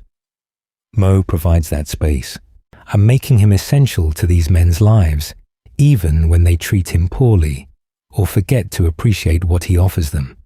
Now let's turn to Springfield's entertainment industry, where a burnt-out clown, his various sidekicks, and his creator provide satirical commentary on show business, celebrity, and the corrupting influence of fame. Herschel Schmeichel Pinchas, Yericham Krustovsky, better known by his stage name Krusty the Clown, is the host of Bart and Lisa's favorite television show, The Krusty the Clown Show. Voiced by Dan Castellaneta, who also voices Homer, Krusty was deliberately designed to look almost identical to Homer with clown makeup, based on a scrapped concept where Bart would worship a television clown, who was ironically his own father. While that idea was abandoned, Krusty's resemblance to Homer remains, occasionally used for mistaken identity plots. Krusty's on-screen persona is that of a cheerful, kid-friendly entertainer, hosting variety show segments and violent cartoons like Itchy and Scratchy.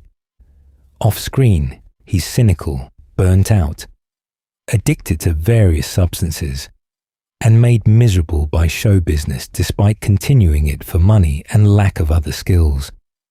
He chain smokes, gambles compulsively, has been bankrupt multiple times, and treats everyone around him terribly. This contrast between public image and private reality makes Krusty a vehicle for satirizing celebrity culture and entertainment industry corruption. Krusty's Jewish heritage provides rich material for character development. His father, Rabbi Hyman Krustovsky, strongly opposed Krusty's wish to become a comedian, believing entertainment was beneath the dignity of a rabbi's son. Krusty pursued comedy anyway, eventually performing at a rabbi's convention where his father discovered and disowned him. They didn't speak for 25 years until Bart and Lisa helped them reconcile, leading to one of the show's most emotionally powerful episodes about fathers, sons, tradition, and forgiveness. The relationship between Krusty and Sideshow Bob provides the show's primary hero-villain dynamic outside the Simpson family. Bob started as Krusty's sidekick, a highly educated, cultured person forced to endure physical comedy and humiliation for years. Eventually, Bob framed Krusty for armed robbery, taking over the show briefly before Bart exposed the scheme. Since then, Bob has tried to murder Bart repeatedly, seeing him as the obstacle to his revenge against Krusty and his own television career. Sideshow Bob, voiced by Kelsey Grammer, is a complex villain who combines sophistication with murderous rage. He loves Gilbert and Sullivan operettas, speaks with a refined accent, and considers himself far superior to the lowbrow comedy that made Krusty successful. Yet he's also a violent criminal willing to kill a child to satisfy his wounded ego. His repeated failures to murder Bart despite elaborate schemes make him simultaneously threatening and incompetent, a villain to take seriously who never quite succeeds. After Bob's arrest, Krusty hired Sideshow Mel as his new sidekick, a theatrical performer who remains loyal despite Krusty's abuse. Mel speaks in a grandiose British accent and owns many poodles, suggesting an artistic sensibility like Bob's, but without the murderous tendencies. He's content being Krusty's sidekick, perhaps recognizing that Krusty, despite his flaws, provides stable employment in a difficult industry. Krusty's show features numerous elements that parody television programming. The Itchy and Scratchy Show within a show depicts ultra-violent cartoons of a mouse graphically murdering a cat in increasingly creative ways. This parody of Tom and Jerry cranks the violence to extremes, commenting on animated content often being more violent than live action, despite being marketed to children. The show has explored controversies around Itchy and Scratchy, including censorship, changing content to appeal to new demographics, and creator disputes. Krusty's business empire extends beyond his television show. He owns Krusty Burger, a fast food chain that serves terrible quality food, but makes money through aggressive marketing and Krusty's celebrity endorsement. He's licensed his name and image to countless products, most of which are cheaply made and potentially dangerous. His willingness to endorse anything for money, regardless of quality or safety, satirizes celebrity endorsement culture where famous people lend credibility to products they've never used. The character has experienced numerous rises and falls throughout the series. He's been cancelled, gone bankrupt, faked his death, been imprisoned, lost everything, and always managed to return to fame and fortune through various schemes or comebacks. These cycles of success and failure comment on how celebrity culture permits endless second chances to famous people, while ordinary people face permanent consequences for smaller mistakes. Krusty's romantic life has been messy, with multiple ex-wives, numerous children from various relationships, and a general inability to maintain lasting relationships due to his selfishness and addiction issues. He's married and divorced 14 times, including marriages to Eartha Kitt and others. He's casually mentioned having children he doesn't support or acknowledge. These relationship failures show that for all his success, Krusty has never found genuine happiness or connection. Episodes exploring Krusty's vulnerability and humanity provide some of the show's most effective pathos. When he loses everything, when he reconciles with his father, and when he confronts his Jewish identity, or when he attempts sobriety, we see the person behind the clown makeup. These moments don't excuse his terrible behavior, but they explain how someone becomes so cynical and self-destructive despite achieving the success they once dreamed about. Krusty represents how show business corrupts people, taking someone with genuine talent and desire to make people laugh and transforming them into a miserable sellout, willing to do anything for money.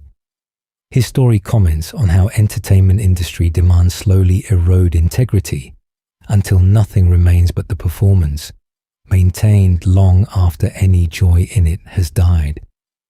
Yet Krusty continues because it's all he knows how to do. Trapped by his own success in a career that makes him miserable, the character demonstrates the Simpsons' ability to create complicated figures who are neither heroes nor villains, but flawed humans shaped by circumstances, choices, and systems larger than themselves. Krusty's clown makeup becomes metaphorical, the public face we present to the world while hiding our true selves underneath. His story asks what happens when that mask can never come off, when the performance becomes the only identity we have left, and whether success is worth the cost of our humanity. Beyond the central figures we've explored, Springfield is populated by hundreds of supporting characters who create a rich, detailed world where stories can unfold. While we can't examine every single one in depth, certain characters deserve recognition for their recurring roles and contributions to the show's texture. Anapu Nahasapima Petilon, proprietor of the Quick E-Mart, served as Springfield's primary convenience store operator for decades before his reduced presence in recent seasons. Voiced by Hank Azaria, Apu was an Indian immigrant with a PhD, working in convenience store jobs to support himself in America. He was originally portrayed sympathetically, showing his work ethic, intelligence, and the casual discrimination he faced. However, the 2017 documentary The Problem with Apu argued that the character was an offensive stereotype that perpetuated negative views of Indian Americans leading to Azaria stepping back from the role and the character being essentially retired from the show. Chief Clancy Wiggum represents Springfield's incompetent police force.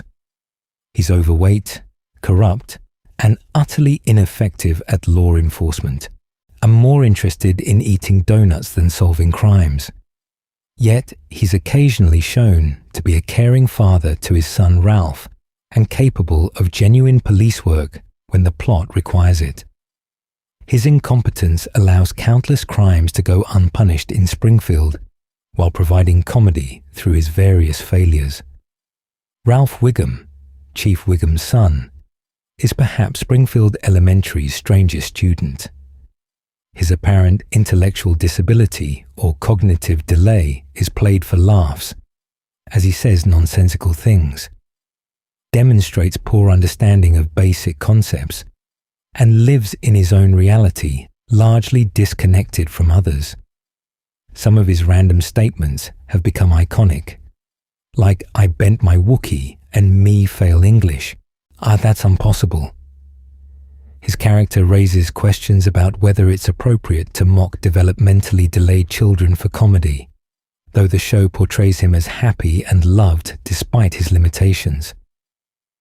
Milhouse Van Houten, Bart's best friend, is the quintessential nerd with thick glasses, allergies, and desperate desire to be cool like Bart.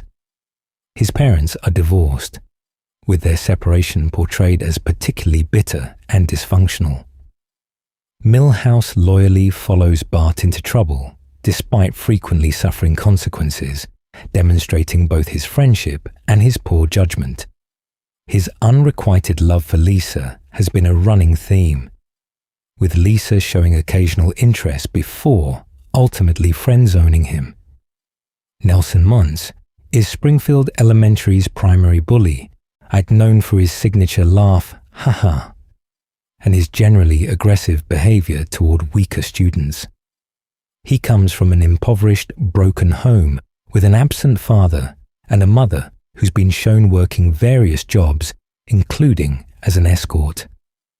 Despite his bullying, Nelson has been portrayed sympathetically in episodes exploring his difficult home life, and he's shown capacity for friendship and even romance with Lisa in some episodes. Comic Book Guy, whose real name is Jeff Albertson, owns the Android's Dungeon, Springfield's comic book store.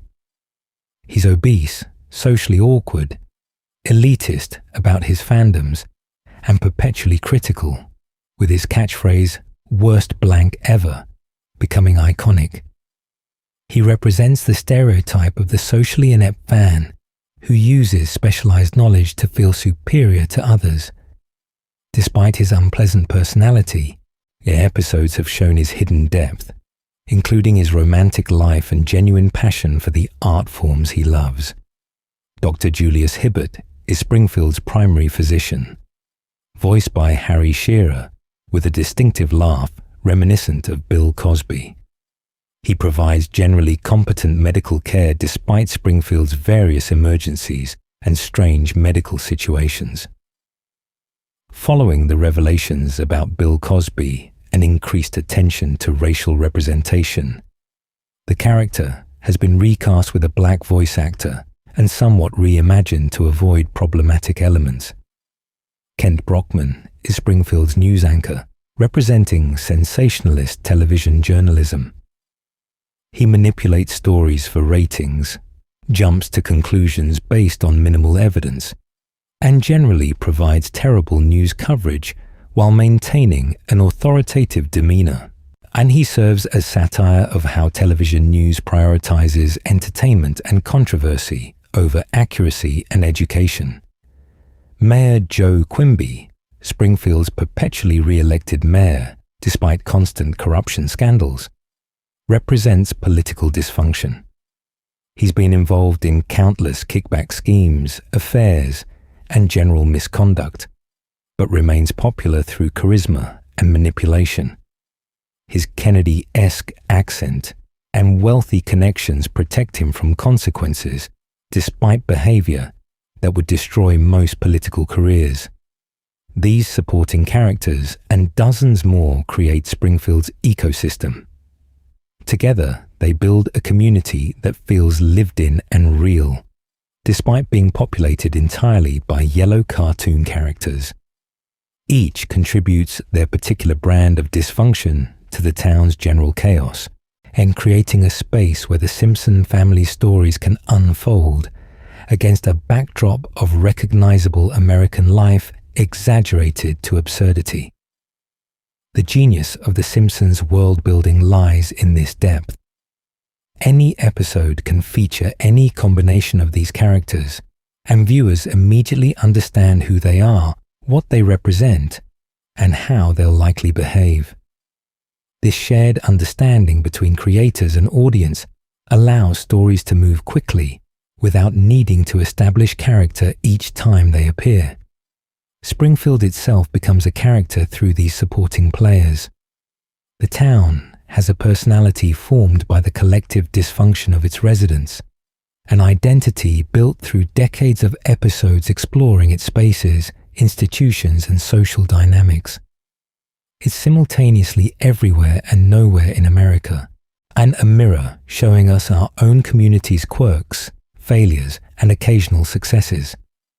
These characters prove that great supporting casts don't need to be as developed as the main characters. They need just enough definition to be recognizable and useful for stories while leaving room for occasional surprise and development when episodes focus on them specifically. The Simpsons has maintained this balance remarkably well, keeping hundreds of characters available without letting any become so important they overshadowed the Simpson family themselves. The show's character roster demonstrates remarkable ambition and achievement in world building, creating this many distinct personalities, keeping them consistent across decades, and using them effectively without letting the cast become unwieldy, represents a feat of creative management rarely matched in television history. As we reach the end of our comprehensive tour through Springfield's population, we can see why The Simpsons has endured for over 3 decades as the longest-running American sitcom and one of the most influential television shows ever created. The characters we've explored today aren't just cartoon figures designed for laughs. They're fully realized personalities with histories, motivations, relationships, and the capacity to surprise viewers even after hundreds of episodes. Homer Simpson's journey from simple buffoon to cultural icon demonstrates how animated characters can transcend their medium to become genuine symbols of American life. And Marge's evolution shows that traditional roles can coexist with feminism and strength. Bart reminds us that rebellion and creativity often go together. Lisa proves that intelligence and morality matter even when they seem to fail. Maggie shows us that observation and presence speak louder than words. The extended cast, from Mr. Burns's corporate villainy to Ned Flanders's religious devotion, from Krusty's celebrity cynicism to Moe's lonely desperation, creates a comprehensive examination of American society through satirical lens. Each character represents some aspect of our culture, exaggerated for comic effect, but rooted in recognizable reality. What makes the Simpsons characters work is their balance between consistency and growth, between cartoon simplicity and human complexity. They're recognizable enough to be iconic, yet flexible enough to surprise us. They make mistakes, face consequences, and occasionally learn lessons, though those lessons don't always stick. They feel real despite being animated because they capture something true about human nature and American culture. The show's ability to maintain these characters across decades while keeping them relevant and funny demonstrates extraordinary creative achievement. Other shows have tried to replicate this success, but none have matched The Simpsons' combination of satirical bite, emotional honesty, and sheer longevity. The characters we've discussed today have become part of our cultural vocabulary, references we all understand, touchstones for discussing society's absurdities.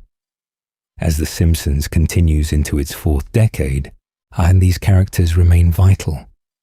They've evolved with society, adapted to new contexts, and continued finding ways to comment on contemporary life while maintaining the essential qualities that made them memorable in the first place. Homer will always eat donuts and say, "dough," but he's also confronted issues from healthcare to technology to political division. The core characters remain, while the stories they tell reflect our changing world. If you enjoyed this comprehensive exploration of every major Simpsons character, make sure to like this video and subscribe to the Cartoon Codex for more deep dives into animated television's greatest shows. We've covered the main Simpson family, the supporting cast, the villains, the neighbors, and the broader Springfield community that makes this show so rich and enduring. Understanding these characters helps us understand not just a television show, but a cultural phenomenon that's influenced how we talk, think, and laugh at ourselves for over 30 years. Thank you for watching, and remember, don't have a cow, man.